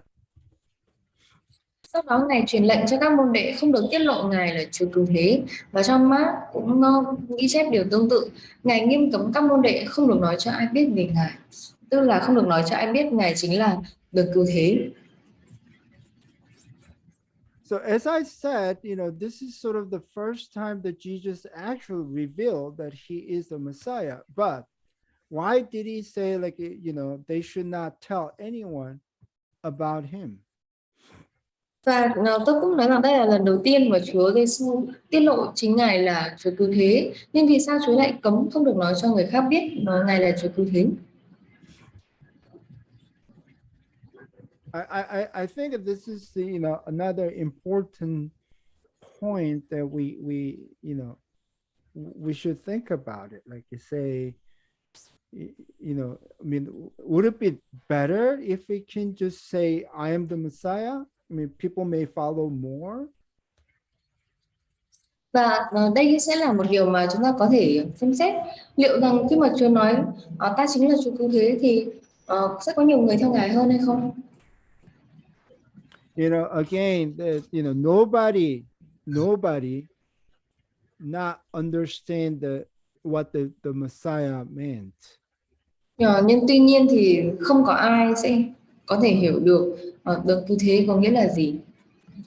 So as I said, that people picture the Messiah as a political figure, sort of the king, So if Jesus is sort of the Messiah, people picture him as a king of the new nations. Khi mà nói về đấng cứu thế, Chúa cứu thế thì mọi người sẽ hình dung về Ngài phải là một vị vua mà giải cứu dân tộc. It's not just the regular people, even the disciples did not understand. So what we will see later, in the book of Matthew, disciples wants to have some power in a new nations of a Jesus. Và Chúa cứu thế là một vị vua, mà vị vua này sẽ giống như sẽ lập ra một cái quốc gia mới, và không chỉ là người dân bình thường không hiểu mà ngay cả các môn đệ của Ngài cũng không hiểu. Về sau ở trong sách Matthew chúng ta sẽ thấy chính các môn đệ của Ngài họ cũng muốn quyền lực, họ muốn có quyền lực ở trong cái vương quốc mới của Chúa Giêsu. Only after resurrections of Jesus, the disciple could understand the true meaning of a messiahship. Và chỉ sau sự phục sinh thì các môn đệ mới có thể hiểu vị trí đấng cứu thế thực sự của Chúa Giêsu. So that's why the next verse, from that time, Jesus began to show his disciple that he must go to Jerusalem. Remember, he's going down to the Jerusalem, suffer many things from the elders and the chief priests and then scribes, and be killed and be raised up on the third day. Từ đó Đức Giêsu bắt đầu bày tỏ cho các môn đệ biết rằng Ngài phải đi lên Jerusalem và phải chịu nhiều đau khổ bởi các trưởng lão, các thượng tế và các chuyên gia kinh luật. Ngài phải bị giết, đến ngày thứ ba Ngài sẽ sống lại. See, in their mind, Messiah cannot be killed, right? So this is very strange statement. When the disciple heard this statement, nobody could understand why Messiah had to die. Và trong suy nghĩ của các môn đệ thì họ nghĩ rằng Chúa cứu thế không thể nào chết được, và vậy nên đây là một cái câu nói rất là khó hiểu đối với họ, và họ không thể hiểu vì sao Chúa cứu thế lại phải chết. And Jesus talked about the resurrections, right? The raised up on the third day. Actually, it's coming from the Hosea, probably chapter 6, verse 2. After 2 days, he will revive us. On the third day, he will raise us up. Và Chúa cũng nói đến sự phục sinh, đến ngày thứ ba Ngài sẽ sống lại, và có lẽ xuất phát từ câu Kinh Thánh ở trong Ô-sê đoạn 6 câu 2. Sau 2 ngày Ngài sẽ chữa lành chúng ta, đến ngày thứ ba Ngài sẽ nâng chúng ta dậy. But actually the Hosea chapter 6 verse 2 is referring to the nation of Israel, okay? So the nation of Israel has gone through the really bad time, but it is encouraged by the prophet, because the God will raise up the nation of Israel. Trong Ô-sê đoạn 6 câu 2 này thì đang đề cập đến nước Israel, và nước Israel đã trải qua một thời kỳ rất là tồi tệ, nhưng mà họ được tiên tri Ô-sê này khích lệ. But the Hosea chapter 6 verse 2 has nothing to do with the resurrection itself. However, if you read a sort of the Targum, the Aramaic version, it says on the day of the resurrection of the dead, he will raise us up. Okay, so there if you read a Aramaic version, actually there is a mentioning resurrection of the dead. Và nếu như chúng ta chỉ đọc bản dịch bình thường thì chúng ta sẽ thấy là có lẽ không có sự liên hệ lắm, nhưng nếu như chúng ta đọc ở bản tiếng Aram thì chúng ta sẽ thấy có đề cập đến vào ngày sống lại của người chết, Ngài sẽ nâng chúng ta dậy. But still, there is a difference. Like you say, he will raise us up.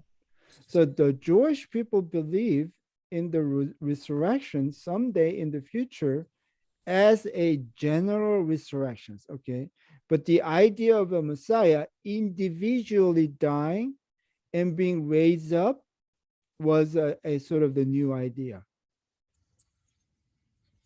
Người Do Thái tin rằng sự sống lại vào ngày nào đó ở trong tương lai là sự sống lại chung chung, và ý tưởng về cá nhân đứng cứu thế chết và sống lại là một ý tưởng mới.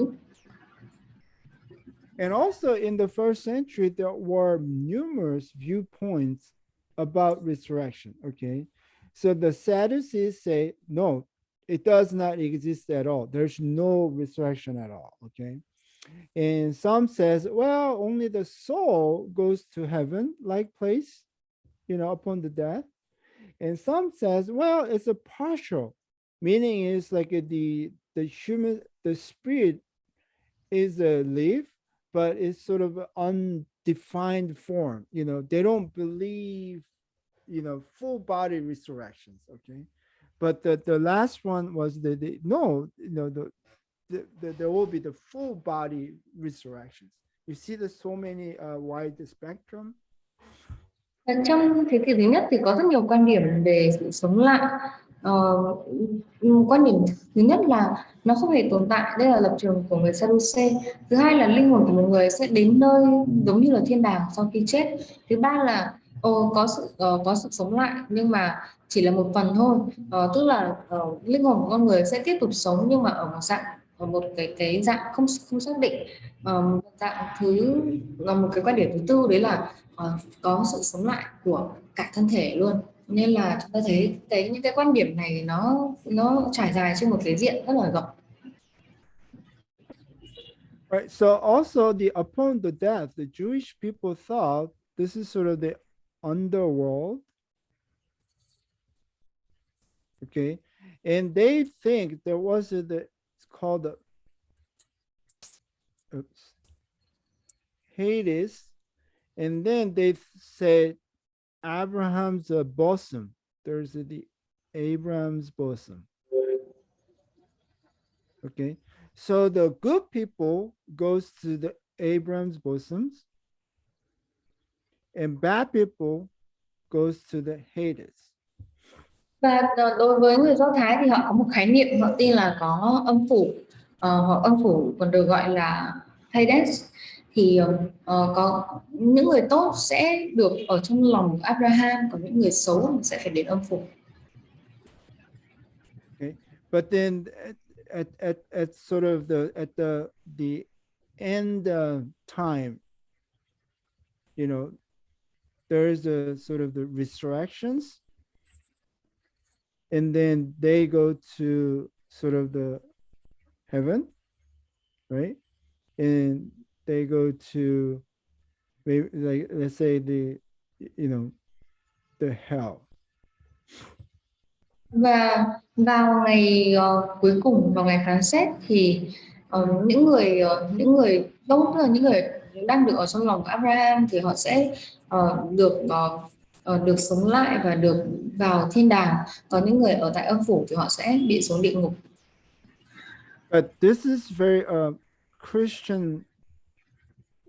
This is a Christian view, but for the Jewish people, they have a many different thought about the resurrection. So when Jesus talked about the resurrection, it's not the same thought for everyone.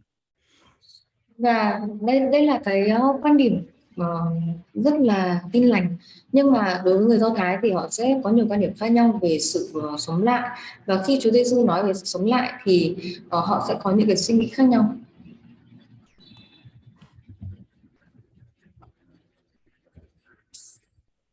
Peter took Jesus aside. Okay, so somehow Peter just took the Jesus privately, right, and began to rebuke Jesus, saying that God forbid it, Lord, this shall never happen to you. Okay, and then Jesus turned and said to Peter, get behind me, Satan. You are a stumbling block to me, for you are not setting your mind on the God's interest, but man's. Phêrô đem ngài riêng ra và nói: Chúa ơi, Đức Chúa Trời nào nữa vậy? Thầy sẽ không bị như thế đâu. Nhưng Đức Giêsu quay lại bảo Phêrô: Hỡi Sa-tan, hãy lui ra sau ta. Con làm cớ vấp phạm cho ta, vì con không nghĩ đến việc của Đức Chúa Trời, mà chỉ nghĩ đến việc của loài người.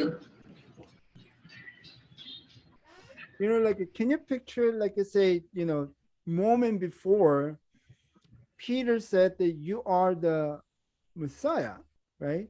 But now here, you know, Peter just pulled the Jesus out of the people and then say, you know, rebuke him, like I say,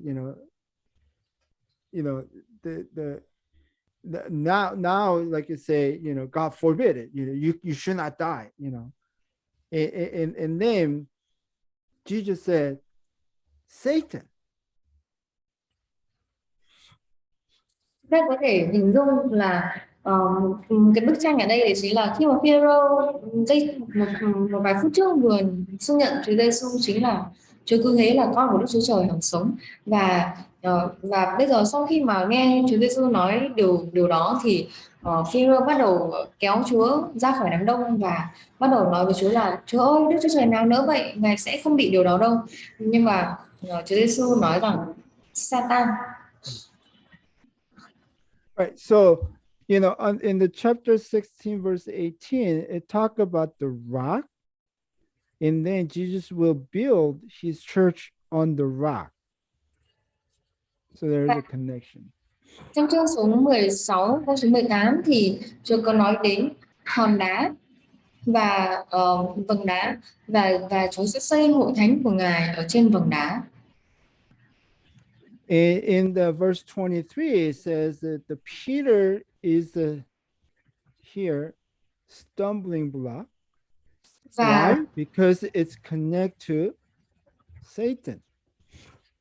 và đến câu số 23 thì có nói rằng Phêrô lại trở thành một hòn đá cản trở.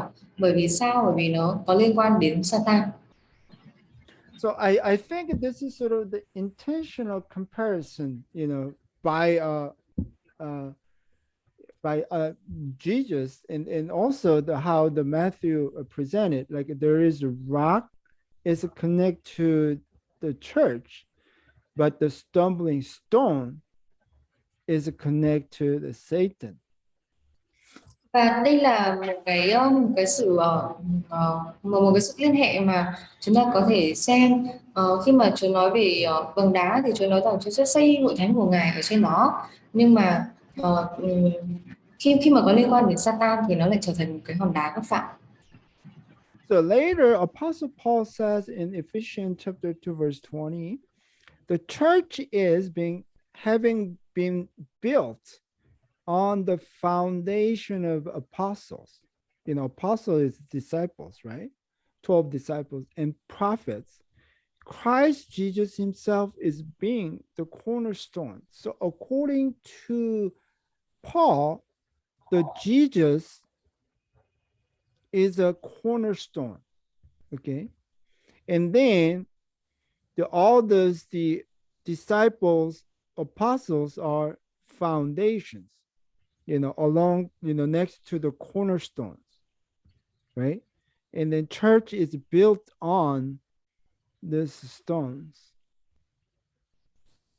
Và Phaolô còn nói trong Ê-phê-sơ đoạn 2 câu số 20: anh chị em hoặc là hội thánh được xây dựng trên nền tảng các sứ đồ, tức là các môn đồ của Chúa Giêsu và các tiên tri, còn chính Chúa Giêsu, chính Chúa Cứu Thế Giêsu là đá góc nhà. Như thế thì vầng đá ở đây, vầng đá ở trong Matthew câu số 18 này sẽ là Chúa Giêsu, và tiếp đến là Chúa Giêsu sẽ là đá ở góc nhà, và các môn đệ hay là các sứ đồ sẽ được xây dựng tiếp nối và được dựa vào tường đá là Chúa Giêsu, và còn hội thánh của Chúa sẽ được xây dựng ở trên đó.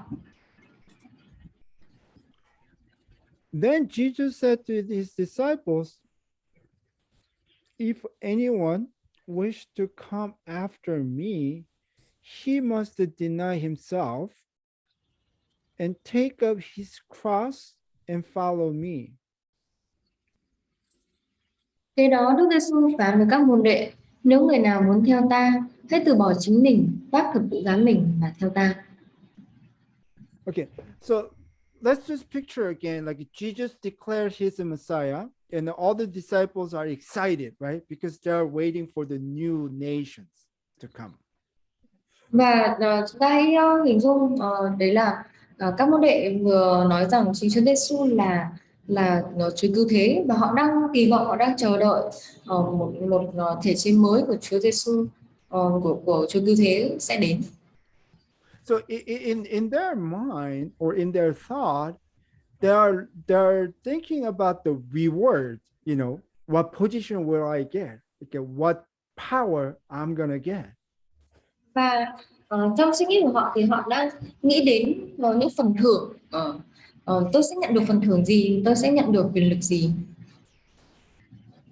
But Jesus said, if anyone wishes to come after me, take up his cross. What does it mean, cross? To them, the cross is the most extreme type of a judicial death. Nhưng tuy nhiên Chúa Giêsu nói rằng nếu người nào muốn theo ta, hãy vác thập tự giá mình. Vậy thì thập tự giá là gì? Và trong suy nghĩ của họ thì thập tự giá là cái chết, cái hình phạt, cái chết cùng cực nhất do tòa án quyết định. So all of a sudden he talked about his own death.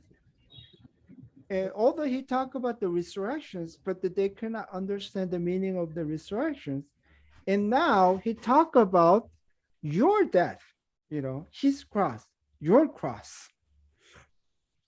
Vậy thì đầu tiên Chúa nói về sự chết của Chúa cứu thế, của Chúa Giêsu, rồi Chúa nói về sự sống lại, nhưng tuy nhiên họ chưa hiểu được sự sống lại, và sau đó Chúa lại nói đến thập tự giá của họ, tức là cái chết của họ, cái chết của các môn đệ này, thập tự giá của các môn đệ.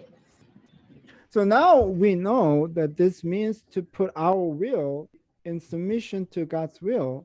So if we are mocked or ridiculed for his name, it is just part of the package. So we know what that cross means. But to disciples, the cross means is real death, very extreme type of death. Và đối với chúng ta bây giờ thì chúng ta có thể hiểu rằng điều này có nghĩa là bắt ý muốn của chúng ta phải vâng phục ý muốn của Đức Chúa Trời, và nếu như mà chúng ta bị chế giễu hay nhạo báng vì danh của Chúa thì đó chỉ là một phần thôi. Nhưng đối với các sứ đồ thì họ sẽ hiểu rằng thập tự giá chính là sự chết, và là cái chết cùng cực nhất. For whoever wishes to save his life will lose it, but whoever loses life for my sake will find it. Okay. Vì hễ ai muốn cứu mạng sống mình thì sẽ mất, nhưng ai vì ta mà mất mạng sống thì sẽ tìm lại được. We must be willing to discern God's purpose and the direction for our lives and give up, wherever necessary, give up our personal ambitions. Và chúng ta phải sẵn sàng phân biệt mục đích và sự dẫn dắt của Đức Chúa Trời cho đời sống của chúng ta, và từ bỏ những khát vọng cá nhân của mình khi cần thiết. For what will it profit a man if he gains the whole world and then forfeits his soul, or what will a man give in exchange for his soul? Okay, he does not mean that the person cannot have a wealth, okay, but the wealth needs to be used for the kingdom. Vì người nào dù được cả thế giới mà mất linh hồn mình, người ấy được ích gì? Hay có ai lấy gì để đánh đổi được linh hồn mình không? Ngài không nói rằng một người không thể có sự giàu có, nhưng mà sự giàu có đấy cần phải được sử dụng cho nước thiên đàng. So for the Son of Man is going to come in the glory of his Father with his angels, and will then repay every man according to his deeds. Okay, so this one comes from the Psalm 62 verse 10 to 12. It says, once God has spoken, twice I have heard this, that power belongs to God, and then loving kindness is yours, O Lord, for you recompense a man according to his work. Vì con người sẽ trở lại trong vinh quang của cha Ngài cùng với các thiên sứ. Bấy giờ Ngài sẽ báo trả cho mỗi người tùy theo công việc họ làm. Điều này được trích từ Thi Thiên 62 câu 10 đến 12. Đức Chúa Trời có phán một lần, tôi đã nghe điều này 2 lần, rằng quyền năng thuộc về Đức Chúa Trời và lạy Chúa, tình yêu thương thuộc về Ngài, vì chính Chúa sẽ báo trả mỗi người tùy việc họ làm. It says that the will then repay every man according to his deeds. So based on this statement, don't jump into conclusion that that's why then the God will judge according to our behavior or our the works. Dù cho đấy là Ngài sẽ báo trả cho mỗi người tùy theo công việc họ làm, nhưng chúng ta cũng cũng đừng vội đưa ra một kết luận là Chúa sẽ phán xét mỗi người theo những cái công việc họ đã làm hay là những cái hành vi của họ. Remember what was the key to the kingdom of heaven? The key was the confession. Okay. Jesus is the Messiah. Jesus is my Savior. That is our deed. Và chúng ta còn nhớ rằng chìa khóa vào thiên đàng chứ ạ, chìa khóa chính là sự xưng nhận Chúa Giêsu chính là Chúa cứu thế, Ngài là Chúa cứu thế của tôi. Đó chính là việc làm, đấy chính là công việc mà Chúa đang muốn nói đến ở đây. But what happens if you don't confess Jesus as a sort of Messiah, my Savior? Then God says, okay, then I will repay, you according to your behavior, your work. But none of them can be, perfect to be saved. Và nếu như mà họ không xưng nhận Chúa Giêsu là Chúa cứu thế thì sao? Thì Chúa sẽ báo trả cho họ tùy theo công việc của họ làm, và dù cho họ có làm những cái công việc như thế nào đi chăng nữa thì nó sẽ không đủ tốt, không bao giờ đủ tốt để làm tiêu chuẩn. Truly I say to you, there are some of those who are standing here who will not taste the death until they see the Son of Man coming in his kingdom. So the question is, what is the Son of Man coming in his kingdom, right? Because they will not taste the death. Thật ta bảo các con, một vài người đang đứng tại đây sẽ không chết trước khi thấy con người đến trong nước Ngài. Vậy câu hỏi là con người đến trong nước Ngài là gì? Mà nếu như mà họ không chết. But this cannot be the second coming, right? Because they all dead, right? But Jesus said that they will not taste the death. So there are two most popular opinions. The first one is Transfigurations.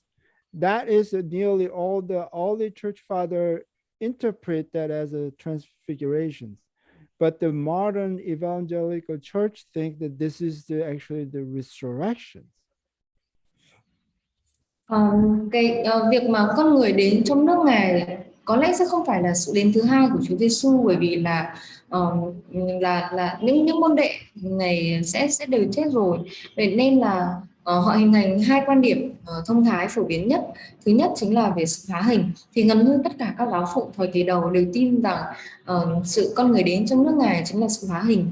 Còn đối với các hội thánh Tin lành hiện đại thì họ tin rằng việc con người đến trong nước Ngài là sự phục sinh. See, one of the reasons why the early church fathers view this is like the Son of Man coming in his kingdom as a transfiguration, because chapter 17 talk about transfigurations. Và lý do vì sao mà các giáo phụ thời kỳ đầu lại tin rằng sự con người đến trong nước Ngài liên quan đến sự hóa hình, bởi vì sự hóa hình được đề cập đến ở trong Matthew trên số 17. This like a chapter verse is more modern invention, because in the past There's no such thing as a chapter and then verse. The whole Matthew is just one book, first to the last, right? So they don't have a concept like us, like, oh, chapter 16 and chapter 17 is divided. No, it's all continuous. Và khái niệm chương và câu là khái niệm của thời kỳ hiện đại. Còn đối với thời kỳ đầu thì họ chỉ có sách Matthew là một cái tổng thể liền mạch thôi, chứ không có chương số 16 chương số 17 để nó ngăn cách ra các cái phần hoặc là các cái nội dung khác nhau. Right, so that ends the chapter 16, and after 10 minutes we'll continue on the chapter 17. Thì chúng ta đã kết thúc chương số 16 và chúng ta sẽ nghỉ giải lao 10 phút nữa, sau đó chúng ta sẽ quay trở lại với chương số 17.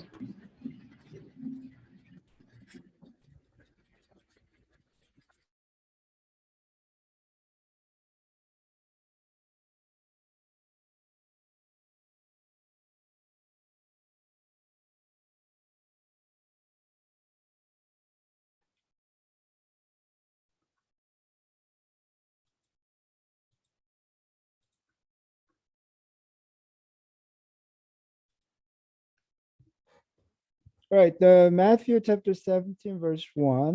6 days later, Jesus took with him Peter, James, John, so 3 disciples, and led them up on high mountain by themselves. Ngày sau, Đức Giêsu đem đi ông Pê-rơ, Gia-cơ và Giăng em người lên một ngọn núi cao. Remember that in Matthew, Jesus is a picture as sort of the Moses, okay?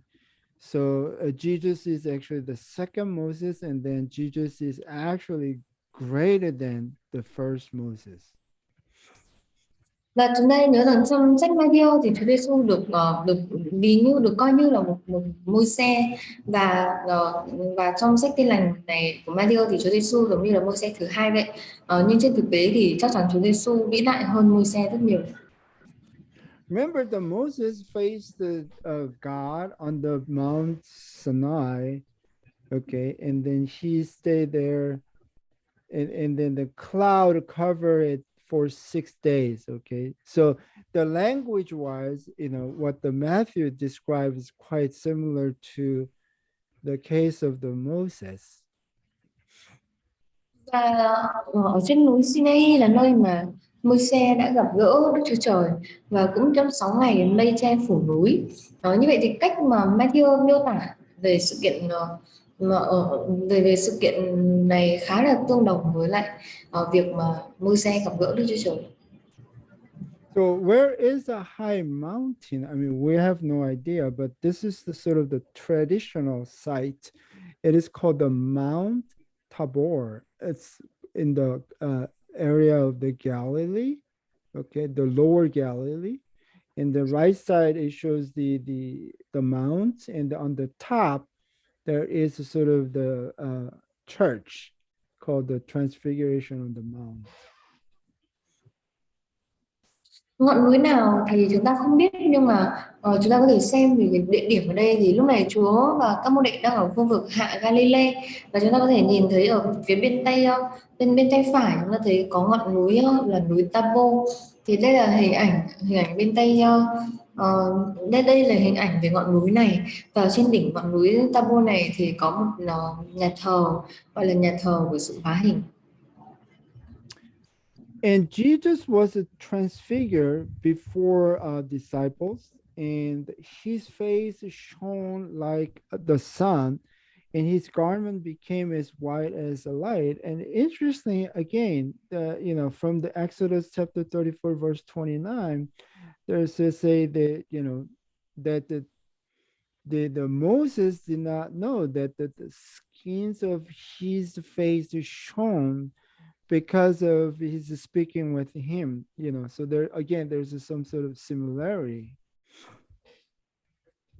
Giêsu hóa hình trước mắt họ, mặt ngài chiếu sáng như mặt trời, áo ngài trở nên trắng như ánh sáng.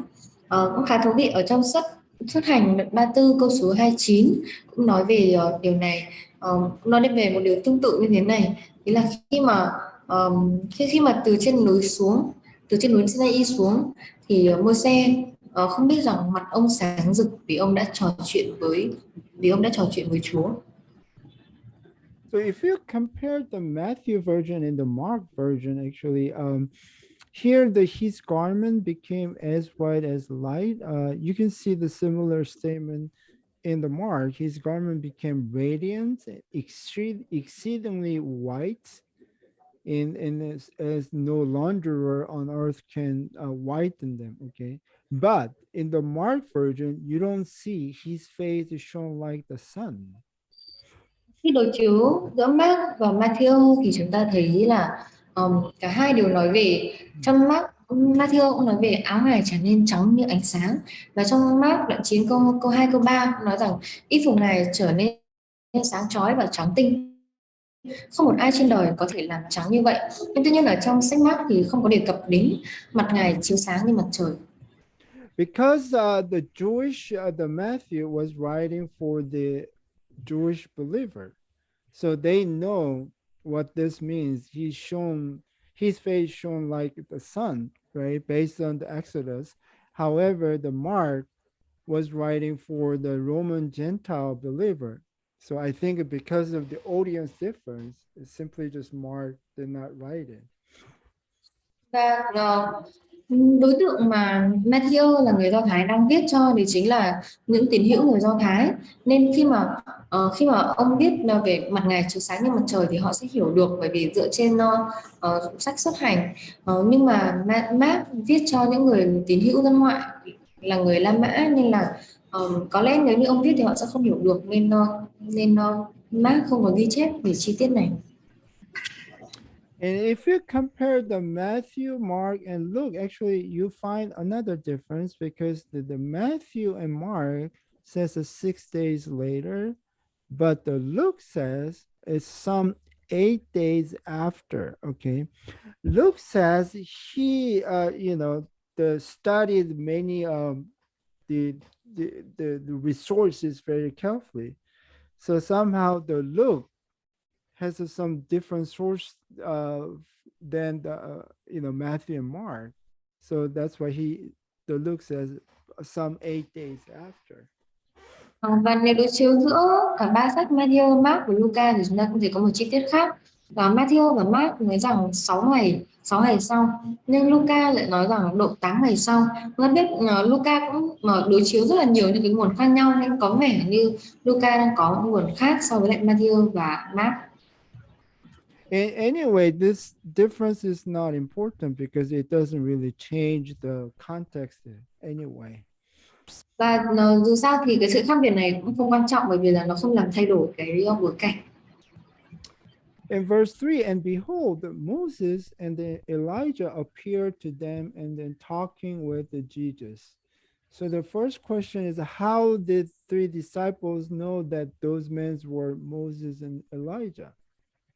Và câu số 3 tiếp tục, kìa họ thấy Môi-se và Eli xuất hiện nói chuyện với ngài. Cái câu hỏi đặt ra là làm sao mà ba người môn đệ này biết những người đó chính là Môi-se và Eli? I don't think that they come with the name tag on their head, like I'm Moses, I'm Elijah, but that Jesus could identify them, who they are, or if they heard their conversations, they might, understood, one is Moses, one is Elijah. Và tôi không nghĩ là họ hiện ra và kèm theo cái bảng tên ở trên đầu Môi-se hay là Eli, nhưng có lẽ là chính Chúa Giêsu, chắc chắn là Chúa Giêsu biết Môi-se và Eli, hoặc là khi mà các môn đệ này nghe cuộc trò chuyện giữa Chúa Giêsu với hai người này thì họ sẽ biết được một người là Môi-se, một người là Eli.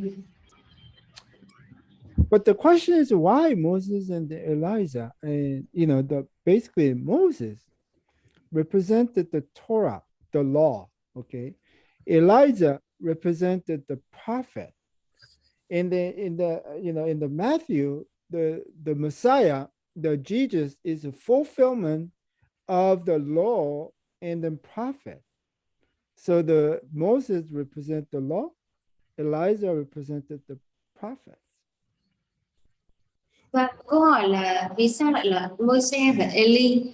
Môi-se đại diện cho ngũ kinh, tức là kinh luật, Eli đại diện cho các tiên tri. Và trong sách Matthew thì cũng nói rằng chính Chúa Giêsu là sự làm chọn, tức là làm chọn cho cả kinh luật và cả kinh tiên tri. So Elijah was predicted to come back when the Messiah appeared. Okay. And in the Dead Sea Scrolls, the Essenes had an expectation of the reappearance of Moses in the later days, probably with the appearance of the Messiah. So, in the first century, somewhat it was expected, of the reappearance of the Elijah and then Moses when the Messiah comes. Và Eli được tiên đoán sẽ quay trở lại khi đấng cứu thế xuất hiện. Và trong các quận biển chết thì người Israel có hy vọng vào sự xuất hiện lại của Môi-se vào những ngày sau nốt, có lẽ cùng với sự xuất hiện của Chúa cứu thế. Như thế thì đối với những người ở thế kỷ thứ nhất này thì họ đều có một hy vọng, đấy là kèm với Chúa cứu thế chính là sự xuất hiện của Eli và Môi-se. And Peter said to Jesus, Lord, it is good for us to be here. If you wish, I will make 3 tabernacles here, one for you and one for Moses and then one for Elijah. But the interesting is, like I say, that either Jesus said nothing about this and the other disciple say nothing about this. They didn't correct it, okay?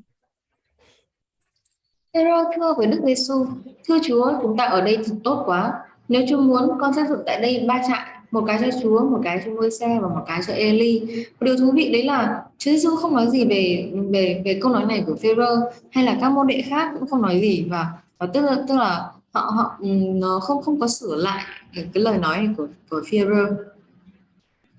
Interestingly, the Mark and the Luke actually add the one more verses, for he did not know what to answer, for they became terrified. Okay.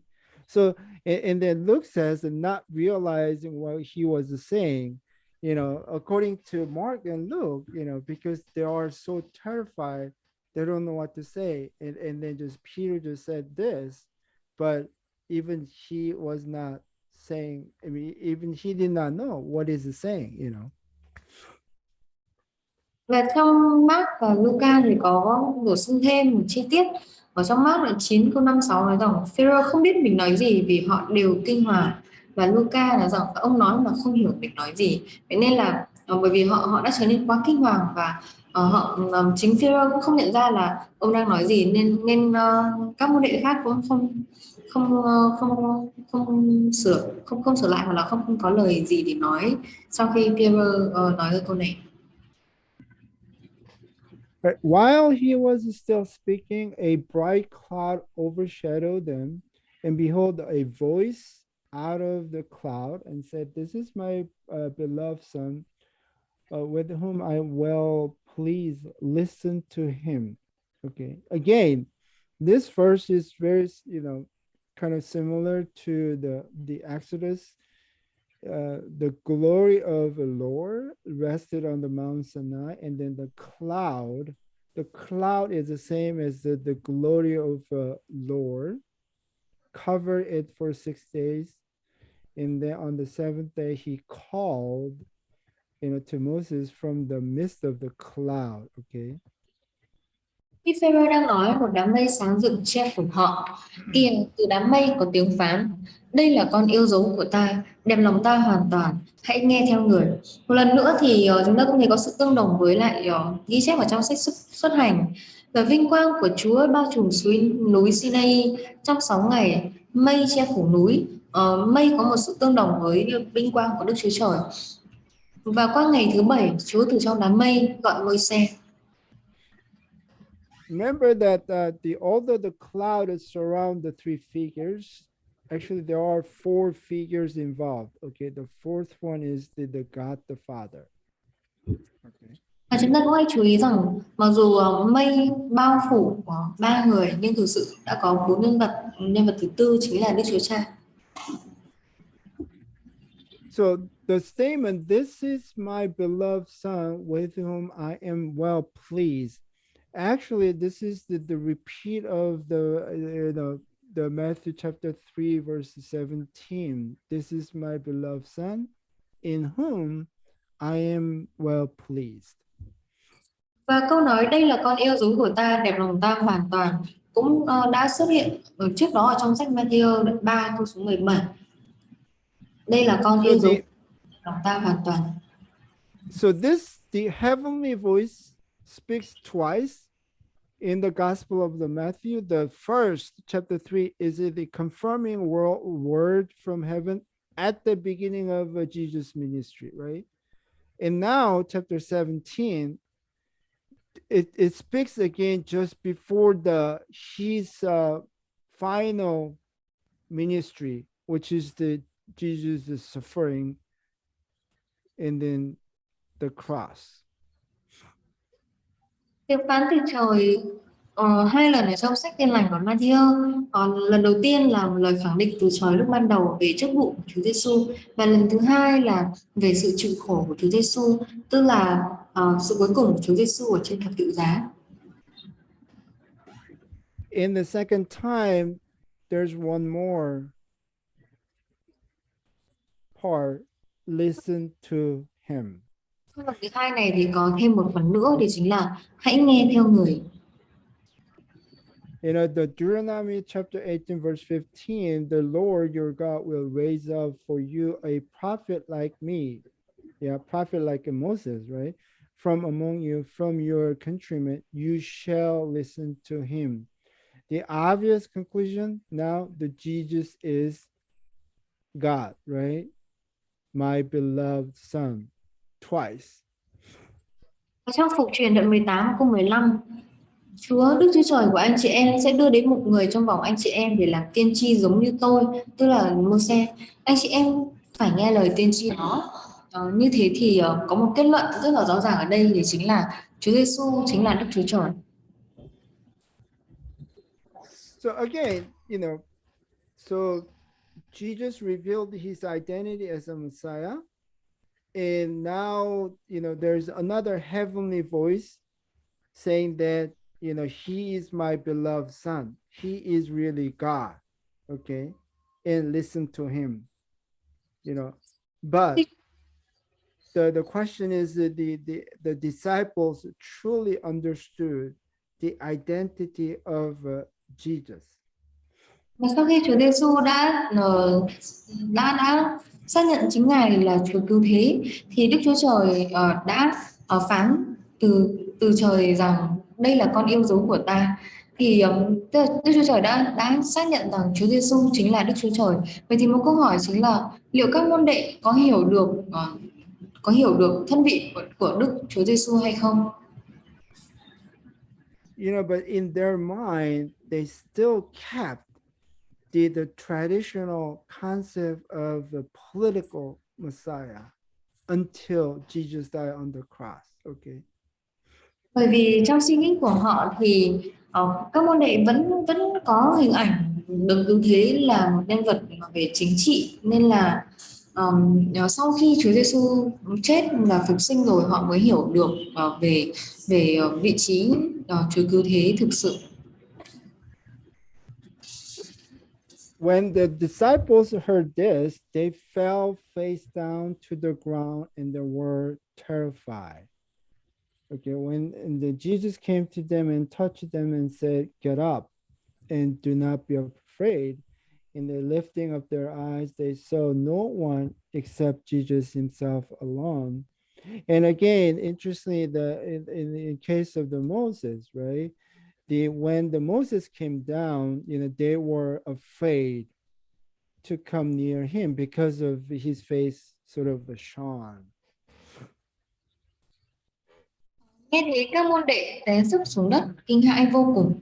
Đức Giêsu đến gần vỗ vào họ và bảo: "Hãy đứng dậy, đừng sợ." Khi ngước mắt nhìn lên, họ không thấy ai cả ngoại trừ Đức Giêsu. Và một lần nữa thì chúng ta cũng thấy sự tương đồng ở trong Suất 34 câu số 30, khi Aaron và toàn dân Israel thấy mặt Môi-se sáng rực thì sợ, không dám đến gần ông. As they were coming down from the mountain, Jesus commanded them, saying, "Tell the vision to no one until the Son of Man has risen from the dead." Again, okay. So it's the same message. Okay, don't tell what you just saw now until until the resurrection, because they will not understand the meaning of the messiahship until they experience the resurrection. Trên đường xuống núi, Đức Giêsu căn dặn các môn đệ đừng nói với ai về điều các con thấy cho đến khi con người được sống lại từ cõi chết. Tức là Chúa Giêsu cũng dặn các môn đệ không nói về việc Ngài chính là Đức Chúa Trời cho đến khi Chúa sống lại. In the Mark version, it says that discussing with one another what rising from dead meant. I told you that they have a very different idea of the resurrection. So when Jesus talked about the resurrection, actually they did not understand the true meaning of like the rising from the dead. Và ở trong sách Mác có ghi chép tiếp, họ vâng giữ lời ấy nhưng tự hỏi sống lại từ cõi chết có nghĩa là gì. Như thế thì mặc dù là họ chứng kiến, các môn đệ chứng kiến, nhưng mà các môn đệ vẫn chưa hiểu được sự sống lại là gì.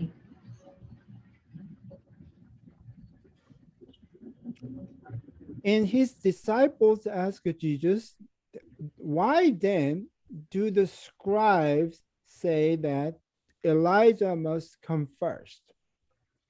Jesus keep talking about, death. He had to die. And so then disciples ask then, what does that mean that Elijah must come first? Các môn đệ hỏi, vậy sao các chuyên gia kinh luật lại nói rằng Eli phải đến trước?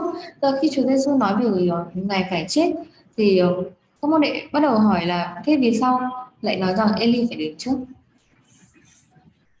This is from the Malachi chapter 4, verse 5, 6. It says, "Behold, I'm going to send you Elijah, the prophet, before the coming of the great and then terrible day of the Lord," which means the judgment day, right? "He will restore the heart of the fathers to their children, and then the heart of the children to their fathers, so that I will not come smite the land with a curse." Okay, so here the restoration of Israel is concurrent with the coming of a Messiah. Và điều này được xuất phát từ Malachi chương số 4 câu 5 câu 6.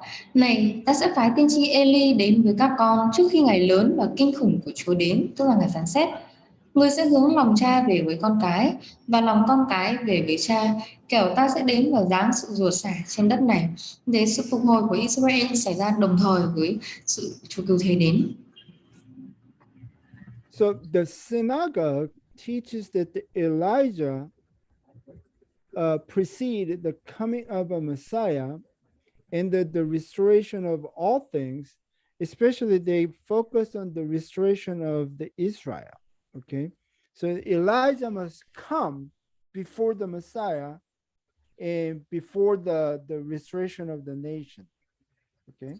Thường dạy rằng Eli đến trước sự Chúa cứu thế đến và trước sự phục hồi của tất cả mọi thứ. Như thế thì họ kỳ vọng rằng Eli sẽ phải đến trước Chúa Giêsu và trước sự phục hồi của Israel. But what Jesus is saying is that Jesus must first die and then resurrected before the restorations. So the order seems to be reversed what Jesus said from what they learned from the synagogue. Chúa Giêsu nói rằng Ngài phải chết trước và sau đó sống lại trước sự phục hồi. Như thế thì điều mà họ nghe được đối lập với lại những điều mà họ được dạy ở tại hội đường. And Jesus' answer said, "Elijah is coming and will restore all things." That statement is correct. But I say to you that Elijah already came and they did not recognize him. But did to him whatever they wish. So also the Son of Man is going to suffer at their hand. So Jesus talked about the sort of the suffering Messiah, okay? And then the disciple understood that he has spoken to them is about the John the Baptist. So the John the Baptist is what? The Elijah is talking about the John the Baptist. Ngài đáp, phải, Eli đến và sẽ phục hồi mọi sự. Giờ Chúa công nhận rằng điều đó sẽ đúng. Nhưng ta bảo các con, Eli đã đến rồi, nhưng người ta không nhận biết người và đã đối xử với người theo ý họ. Con người cũng sẽ phải chịu khổ nạn bởi họ như thế. Tức là Ngài chính là Chúa Cứu Thế chịu khổ. Lúc ấy các môn đệ mới hiểu Ngài nói về Giông Báp-tít, tức là Giông Báp-tít chính là Eli đã đến.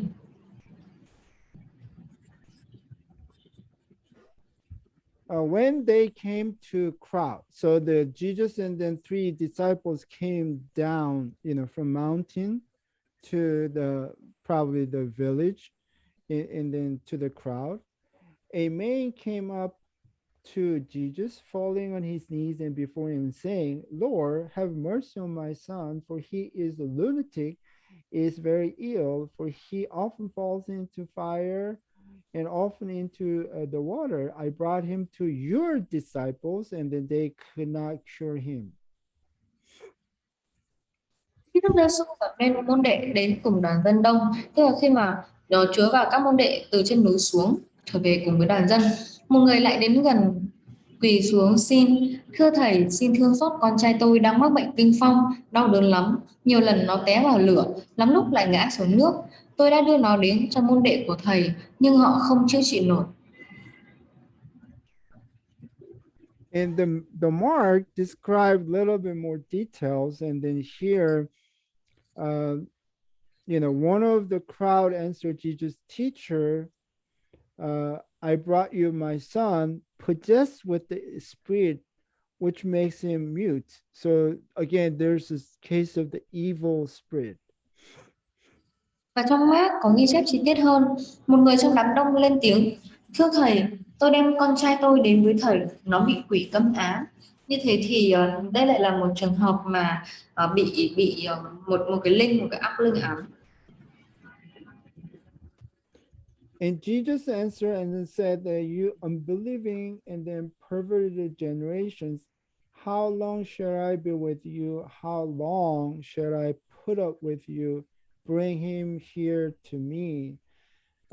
So here, the unbelieving and then perverted generation, probably it refers in general to all Jews, in all Jews living at the time, okay? So in other words, this harsh statement is directed at the entire crowd, not just one or specific people. It's more entire generation, entire crowd. Đức Giêsu đáp: "Ôi dòng dõi vô tín và đồi trụy, ta phải ở với các người cho đến chừng nào? Ta còn phải chịu đựng các người bao lâu nữa? Hãy đem đứa trẻ đến đây cho ta." Về cái cụm từ về dòng dõi vô tín và đồi trụy là từ mà chỉ chung đến tất cả những người Do Thái mà đang sống bây giờ. Hay nói cách khác thì lời nói gay gắt này sẽ nhắm đến toàn bộ đám đông, chứ không phải là chỉ nhắm đến một hay là một vài người nào đó. So Jesus said that, "How long should I be with you?" Right? In this statement, he implies that the amount of time he will be around is limited. So what happens when he's gone, right? He's worried, what happens after he leaves the earth?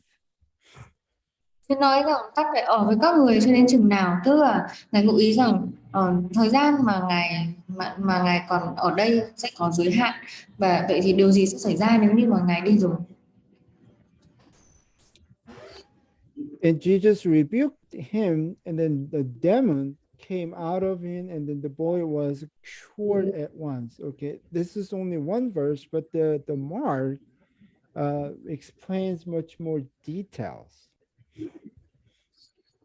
Đức Giêsu của trách quỷ, nó liền xuất khỏi đứa trẻ và ngay lúc ấy đứa trẻ được khỏi bệnh.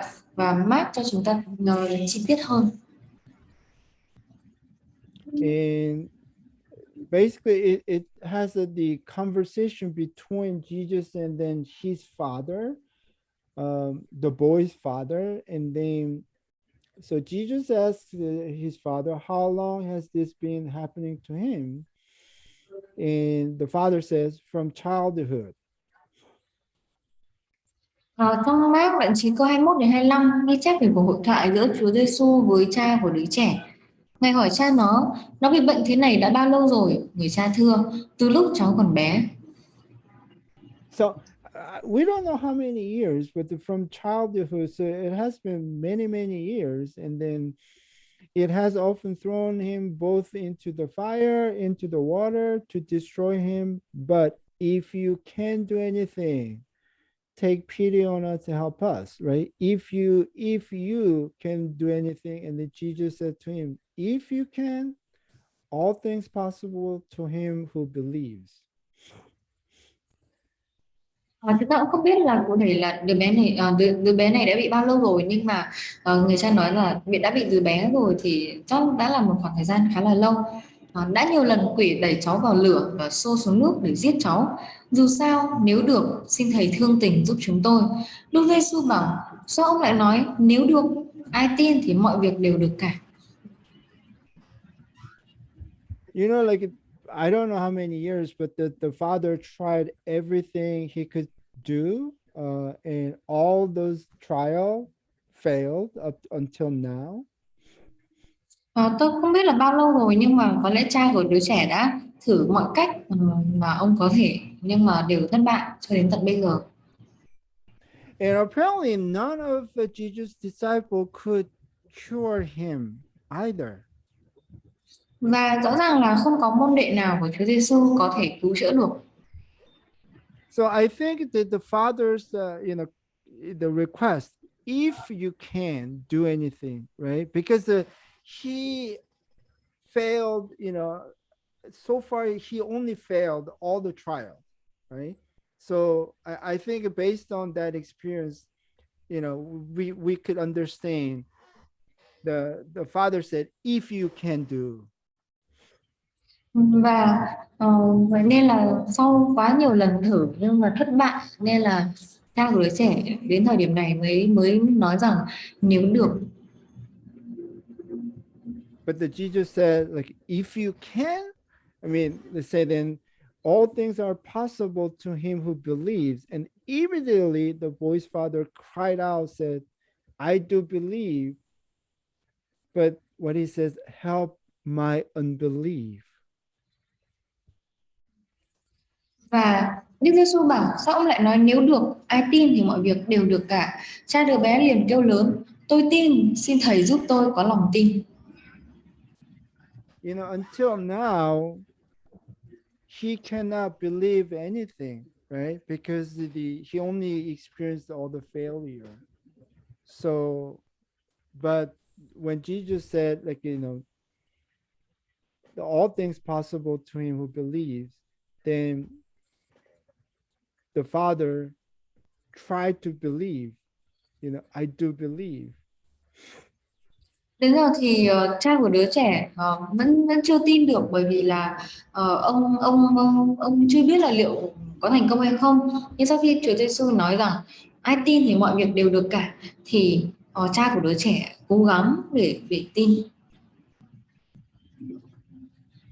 And so, and then the last verse is the same as Matthew, Jesus rebuked, and then the boys got cured immediately.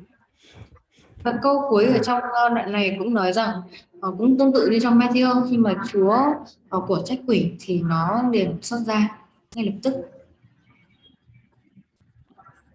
Then the disciple came to Jesus privately, right? Because they failed, and then so they came to Jesus privately and said, why could we not drive it out? Sau đó các môn đệ đến hỏi riêng Đức Giêsu, bởi vì là họ đã thử nhưng mà họ thất bại, nên là hôm nay họ đến hỏi riêng Chúa, tại sao chúng con không đuổi quỷ ấy được? Remember, like the disciples had a sort of the ability to drive the demon out before. Chúng ta đang nhớ là trước đó thì các môn đệ cũng đã có khả năng đuổi được một vài quỷ. Remember that when Jesus sent the disciple, two by two, right? I mean, the two people as a sort of a team, he gave the authority to drive demon out, and then actually they went out and then they actually did it. So they came back and then they talked to Jesus, like what happened, what they did. But all of a sudden here they could not do that.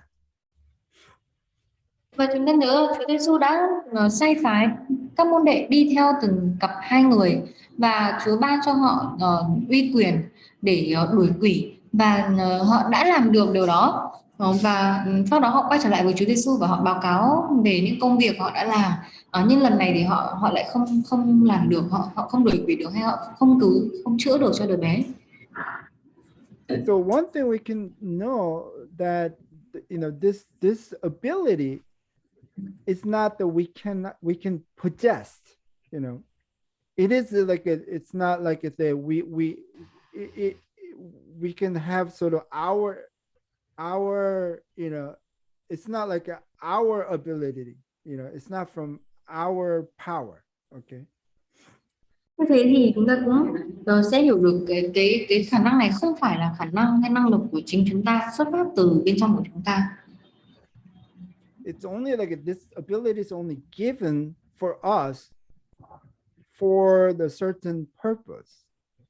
Mà đó chỉ là cái khả năng thẩm quyền được ban cho chúng ta vì một mục đích nhất định. And Jesus said to them, because of the littleness of your faith, for truly I say to you, if you have a faith the size of a mustard seed, you will say to this mountain, move from here to there, and it will move, and then nothing will be possible to you. Okay, so talk about certain mountain here, this mountain. Ngài trả lời, tại các con ít đức tin, vì thật ta bảo các con, nếu các con có đức tin lớn bằng hạt cải, các con có thể bảo hòn núi này rằng hãy rời qua bên kia thì nó sẽ rời đi, không có gì các con không làm được. Vậy thì Chúa hãy nói đến một ngọn núi là ngọn núi nào?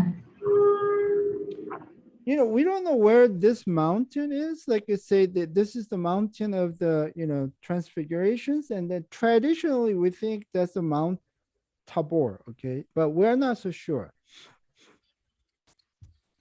Và ngọn núi này sẽ là ngọn núi mà xảy ra sự hóa hình, và theo truyền thống thì họ tin là đây là núi Tam Môn, nhưng mà chúng ta cũng không chắc chắn lắm. But in the Mark chapter 11, we find the similar sort of, the similar sort of situations. Verse 23, truly I say to you, whoever says to this mountain, be taken up, cast into the sea, and does not doubt in his heart, but believes that what he's saying is going to happen, it will be granted him. Okay, so here again, there is a sort of, the mount, kind of like a move to other places, here the move to the sea. Trong Mác chúng ta cũng thấy ghi chép tương tự về tình huống này. Thật ta nói cùng các con, ai bảo ngọn núi này hãy cất lên và ném xuống biển mà lòng không chút nghi ngờ, nhưng tin những gì mình nói thì sẽ đạt được. Thế thì cả hai bản ghi chép đều nói về ngọn núi, và bởi bằng đức tin thì có thể bắt nó rời xuống biển. So the question is, which mountain is talking about in the Mark, right? This mountain. Và ở trong Mác thì đang đề cập đến ngọn núi nào? So in Mark, the words are addressed to the disciple after the incidents of the cursing of the fig trees. So the same type of the words was used for the different context. Trong Mác, những lời này được gửi đến các môn đệ sau sự kiện của cây vả. Và thì cùng những lời nói này nó sẽ ở trong cùng một bối cảnh. So they were spoken in the morning as Jesus and the disciple made their way from Bethany to Jerusalem, the crossing the Mount of Olives. Okay, so in the Mark's account, this mount would be the Mount of Olives. Họ đang những lời này nói vào buổi sáng khi mà Chúa Giêsu và các môn đệ đi từ Bethany đến Jerusalem và đi qua núi Ô Liu. Nên là trong bản ghi của Mark thì ngọn núi này sẽ là núi Ô Liu. So this is Zechariah chapter 14, verse 4. It says, in that day, meaning is that when the God of Israel will take the final action against the enemies of his people, his feet will stand on the Mount of Olives, which is in front of Jerusalem on the east, and the Mount Olives will be split. It's middle from the east to west by a very large valley, so that the half of the mountain will move toward the north, the other half toward the south. Trong Seminary trong số 14 câu 4 nói rằng ngày ấy, tức là khi mà Đức Chúa Trời của Israel thực hiện hành động cuối cùng để chống lại các kẻ thù của dân Ngài, chân Ngài sẽ đứng trên núi Ô Liu đối diện Jerusalem về phía đông. Núi Ô Liu sẽ chẻ làm đôi từ đông sang tây, tạo thành một thung lũng rất lớn. Phân nửa núi sẽ lui về phía bắc và phân nửa về phía nam. Remember, when Jesus died on the cross, there was this sort of the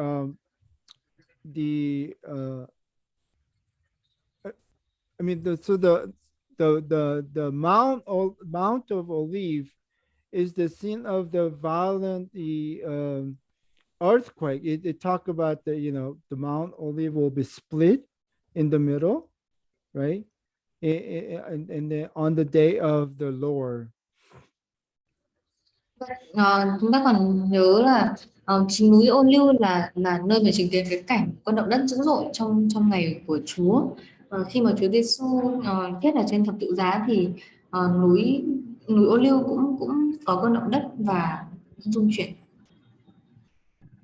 So some scholars think that if Jesus had this OT prophecies in mind on his way across the Mount of Olives, his meaning might have been that if you have a sufficient faith in God, the day of the Lord will come sooner than you think. Và nếu Chúa Giêsu đang nghĩ đến những lời tiên tri này ở trong Kinh Thánh Cựu Ước thì ở trên đường đi qua núi Ô Linh thì có lẽ ý nghĩa của Ngài sẽ là nếu các con có đủ đức tin ở nơi Đức Chúa Trời thì ngày của Chúa sẽ đến sớm hơn các con nghĩ. Remember the Mark version here, this is the very last, the week of, the before the Passover, so it just right before the Jesus death on the cross, right? So, his death is very immediate, in the Mark context. Và điều này xảy ra, Chúa nói điều này ngay trước lễ vượt qua, tức là ngay trước khi mà Chúa chịu khổ nạn, thì đấy chính là bối cảnh trong sách Mác. But we don't know what was the Matthew's actually the context, because we don't know the actual mount of the Matthew version. However, the sort of the similar statement were made, maybe several times. Và như thế thì sẽ có sự khác biệt giữa các ngọn núi ở trong sách Matthew, nhưng tuy nhiên thì bối cảnh của hai đoạn kinh thánh này đều nói về cùng một đối tượng, cùng một ý nghĩa. So and while they were gathering together in Galilee, Jesus said to them, the Son of Man is going to be delivered into hands of men, and they will kill him, the Son of Man. He will be raised on the third day. And then they were deeply grieved.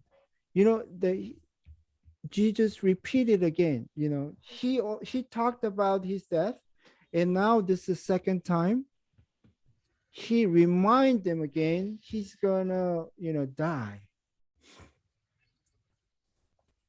Khi các môn đệ họp lại với Đức Giêsu tại Galilee, Ngài phán: con người sẽ bị nộp vào tay người ta, họ sẽ giết chết người, nhưng đến ngày thứ ba người sẽ được sống lại. Các môn đệ lo buồn vô cùng, vì đây là lần thứ hai Chúa Giêsu nói về việc Ngài sẽ bị người ta giết chết.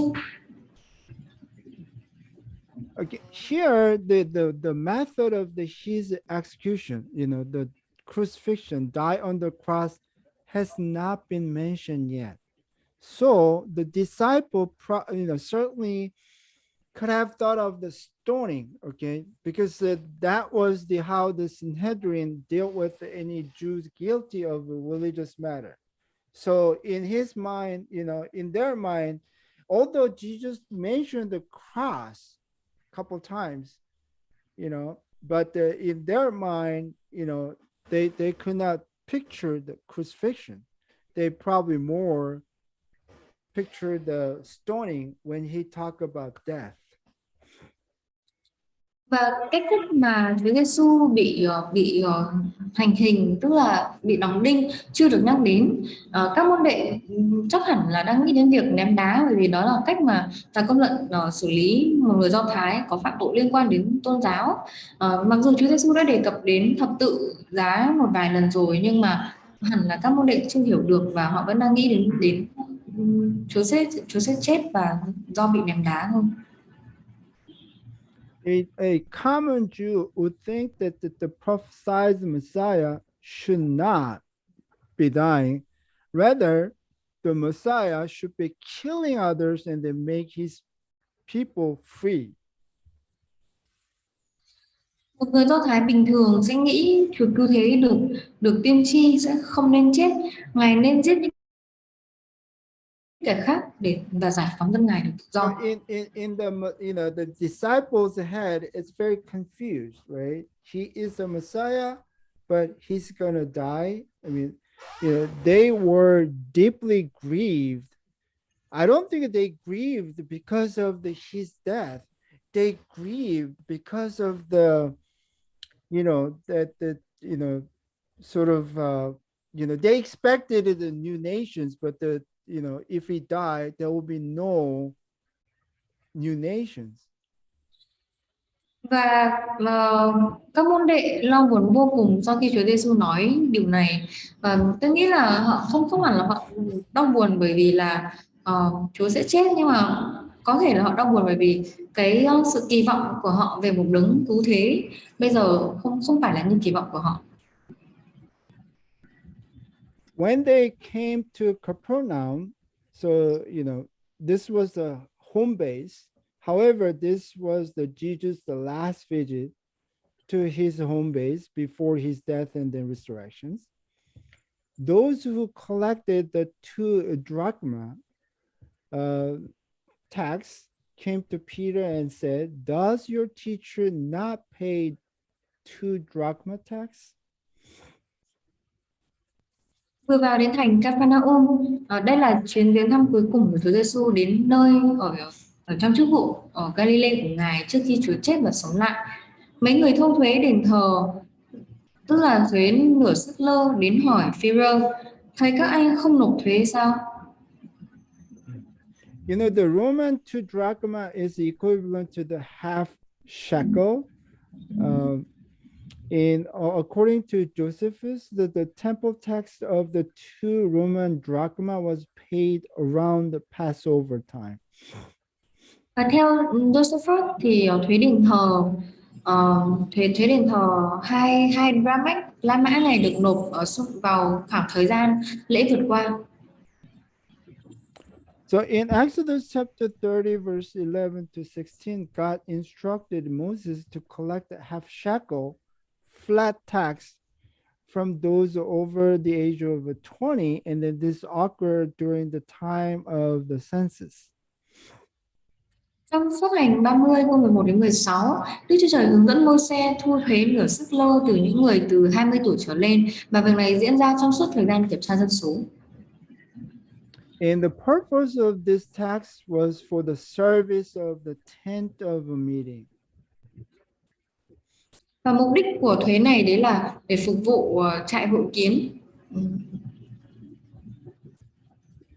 Right. So this is the picture of the half shekel coin. Thế And này, it dates about 12 to 13 AD, and it was found in the Tel Hebron. đây là hình ảnh của đồng xu nửa sút lơ và có niên đại vào năm 12 đến 13 sau công nguyên và được tìm thấy ở tại Tel Hebron. So basically, you pay this tax once in your lifetime. However, in the Jesus day, it had been reinstituted in the name of a tradition. Okay, so the ruling priests in Jerusalem, they interpret the temple tax as the tax you pay each year. Và về căn bản thì thuế này sẽ là thuế mà nộp một lần ở trong cả cuộc đời. Nhưng mà bằng cách nào đó đến thời của Chúa Giêsu thì nó lại được tiến hành dưới danh nghĩa của truyền thống, và các thầy tế lễ cai trị tại Jerusalem họ giải thích là thuế đền thờ là một loại thuế mà cần phải nộp hàng năm. And it just increased the revenue in a total income. During the first century AD, the wealth of the temple probably reached its greatest amount thanks to this temple tax. Và cái nhờ cái thuế này mà họ được tăng thu, đã làm cho tăng thu nhập trong suốt thế kỷ thứ nhất sau công nguyên, thì sự giàu có của đền thờ có lẽ đã đạt đến đỉnh điểm. But there were objections to the temple tax also. You know, this is from the Dead Sea Scroll, the Essenes.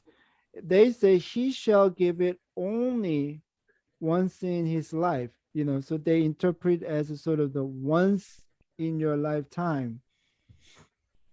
Và ở trong cuộn biển chết thì chúng ta có thể thấy lý do để phản đối thuế đền thờ này, và bởi vì cái thuế đền thờ này sẽ là thuế mà nộp duy nhất một lần ở trong cả đời mình, nhưng mà họ bắt đầu giải thích và hướng dẫn là thuế này sẽ cần phải nộp mỗi năm. So the tax collector asked, does your teacher not pay the 2 drachma tax? You know, what's the sort of the context behind? The interesting, the temple tax was not mandatory. Okay, it's not, although it called a tax, it was not the mandatory for the Jewish people. Okay, the question is really about the piety. Okay, so the real question is your rabbi, you know, Jesus, a pious teacher? Does your Galilean master love the temple at the Jerusalem? So does he pay the temple tax? Okay, that's the real meaning. Vừa vào đến thành Ca-pha-nao-um, mấy người thu thuế đền thờ đến hỏi Phêrô, thấy các anh không nộp thuế sao? Câu hỏi này nó có một cái dụng ý khác. Thuế đền thờ này không bắt buộc đối với người Do Thái, nhưng câu hỏi này lại thực chất là hỏi về lòng mộ đạo của một người. Thì điều mà những người này đang hỏi đấy là thầy của anh có phải là một giáo sư mộ đạo hay không? Ông chủ người Galilee của anh có yêu mến đền thờ tại Jerusalem không? Hay ngài có nộp thuế đền thờ không? Thì đây mới là những ý nghĩa thực sự của câu hỏi này. Peter said yes. You know, no doubt Peter answered yes because he wants to defend the reputation of Jesus. You know, the Peter wants to defend the piety of Jesus. Yes, Jesus loves the temple. Phêrô đáp, có chứ. Phêrô trả lời có chứ mà không chút vân vân để bảo vệ danh tiếng cho Chúa Giêsu. But this story is not about the paying taxes, okay? But the real key issue is the Jesus' the true identity. Again, you know, Matthew tried to explain who is the Jesus. You know, Jesus is a God. That's the whole point. Thì câu chuyện này không phải là về việc nộp thuế, mà đấy chính là vấn đề về về nhân dạng thật của Ngài, tức là thần tính, là Đức Chúa Trời, Chúa Giêsu là Đức Chúa Trời. So when Peter came into house, Jesus spoke to Peter first, saying, "What do you think, Simon? From whom do the kings of the earth collect the customs or poll taxes, from their sons or from strangers?" Okay, so the Matthew wants to emphasize that Jesus' omniscience, so he is a God, so he knows everything, And when Peter said from the stranger, Jesus said to Peter, then the sons are exempt. Phêrô đáp, có chứ. Khi vừa vào trong nhà, Đức Giêsu hỏi Phêrô trước, Simon, con nghĩ thế nào? Các vua thế gian thu thuế và nhận cống lễ từ ai? Từ con cái mình hay từ người ngoài? Như thế Matthew muốn nhấn mạnh về sự toàn tri của Chúa Giêsu. Khi mà Simon tên Phêrô vừa mới vào nhà thì Chúa đã hỏi về vấn đề mà Phêrô vừa gặp ở bên ngoài, và Phêrô thưa từ người ngoài. Đức Giêsu phán, thế thì con cái được miễn thuế. So Jesus wants to make the point about his true identity. Okay, Peter claimed that Jesus was the temple taxpayer. So Peter made Jesus as a sort of stranger to his father's house, the temple at the Jerusalem. But the Jesus brought the correction, okay, by asking who pays tax to the king. Strangers do, but the sons do not. So since the Jesus is a son, he doesn't need to pay the tax. Chúa Giêsu muốn nhấn mạnh vào nhân dạng thật sự của Ngài. Phêrô nói rằng Chúa Giêsu là người nộp thuế đền thờ, và Phêrô khiến cho Chúa Giêsu trở thành người ngoài với nhà của cha Ngài, tức là đền thờ tại Jerusalem. Nên Chúa Giêsu đã đưa ra một sự điều chỉnh bằng cách Chúa hỏi ai là người nộp thuế cho các vua, người ngoài nộp nhưng mà con cái thì không. However, so that we do not offend them, who is them, the traditionalists or the ruling the priests, go to the sea and then throw in a hook and take the first fish that comes up, and when you open its mouth, you will find a shekel. Take that, give it to them for you and me, half shekel. So the one shekel is for two people.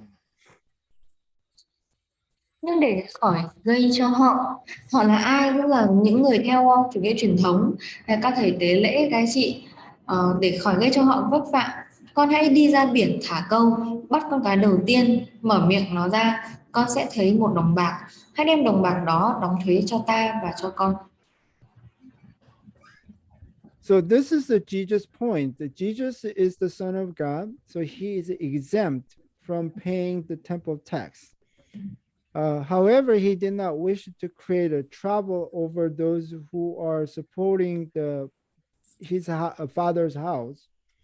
It was a good cause because Jesus loved the temple, so it made more sense just to pay tax.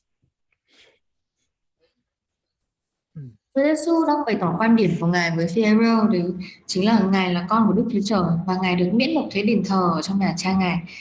Ngài không muốn gây rắc rối cho những người ủng hộ nhà cha Ngài.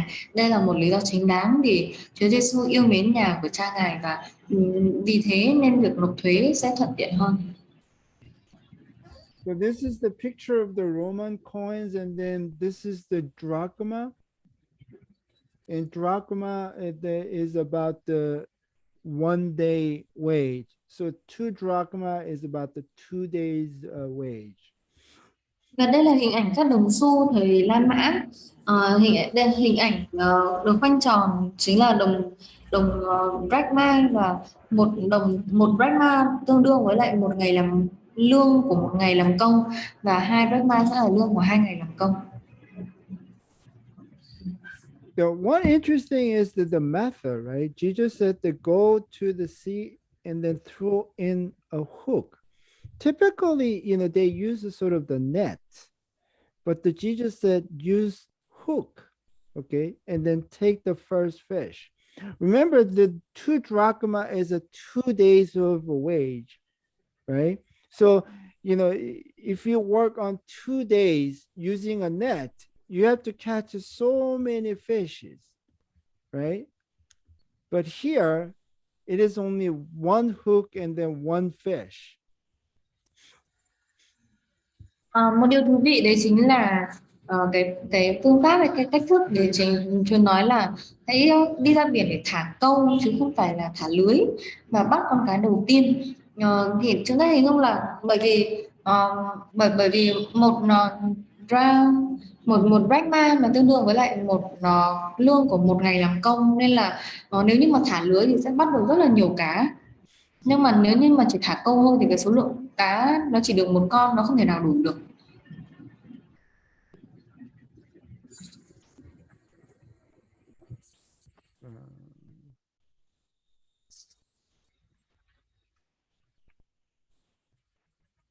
Okay, let's talk about the meaning of the temple text. According to the Exodus chapter 30, verse 12, it is for actually, like, each one must pay the Lord a ransom for his life.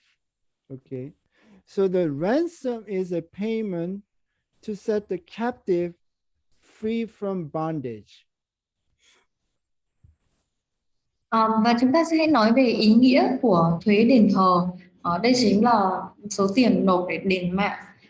Tiền đền mạng là số tiền nộp để được tự do khỏi một sự trói buộc.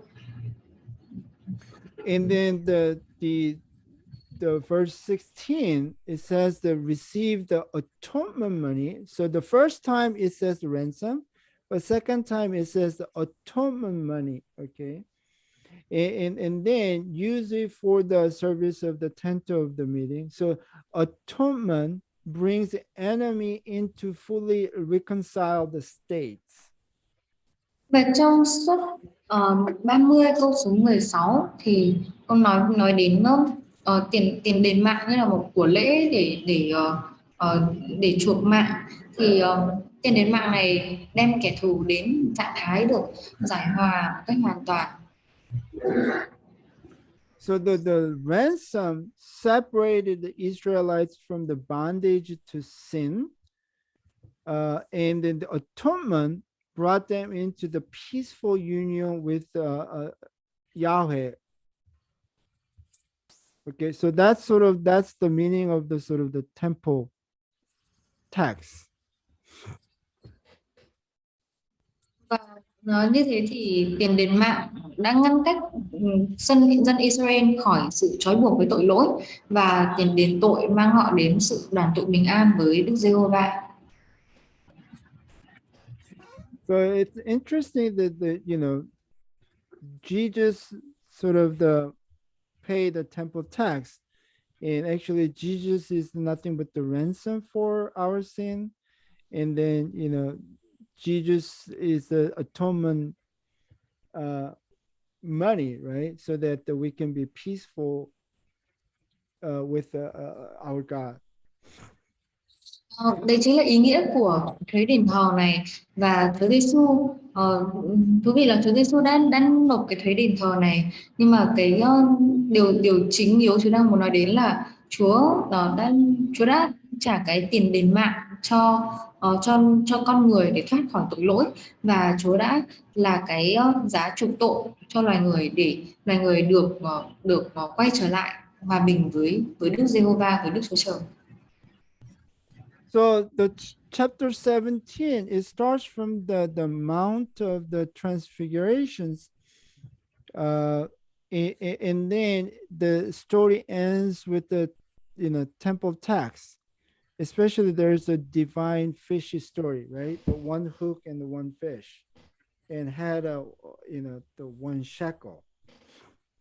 Và chương 17 bắt đầu bằng núi hóa hình và kết thúc với thuế đền thờ và câu chuyện về con cá siêu phàm thả một lưỡi câu bắt được một con cá, và con cá đấy trong miệng nó có một xích lơ. So the key point is that the deity of Jesus Christ. That's the chapter 17. Và trọng tâm chính của chương 17 này chính là thần tính của Chúa Giêsu. Remember in the Matthew, Jesus starts from the healer, and then teacher, preacher.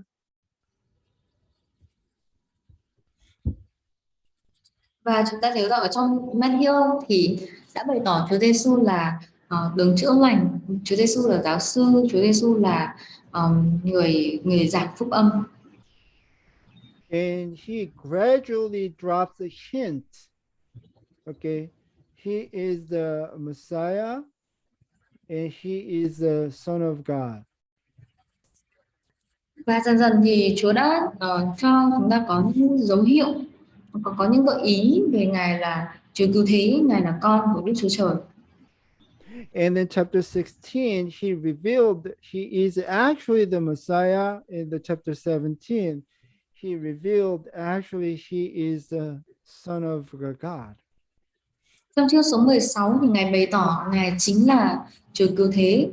Chương số 17, Ngài tiếp tục bày tỏ Ngài chính là con của Đức Chúa Trời. And then the story ends with the temple tax. Jesus paid a sort of the ransom for many. So his blood is our atonement for our sin. Jesus canceled out our debt of the sin. Và chương 17 kết thúc với thấy đền thờ. Chúa Giêsu đã trả giá đền mạng cho nhiều người và huyết Chúa là lễ chuộc tội cho chúng ta. Chúa Giêsu đã xóa nợ tội cho chúng ta. So now from chapter 18, so the Jesus is ready for the really final stage. He's going down to the Jerusalem, and then he'll have the final week, and then, the final day. Và chương số 18 thì nói đến cái giai đoạn cuối cùng trong chức vụ Chúa Giêsu khi mà Chúa đến Jerusalem, Chúa chịu bắt bớ và Chúa đến những ngày cuối cùng trong cuộc đời của Chúa. Right, so that's the end of today's lecture.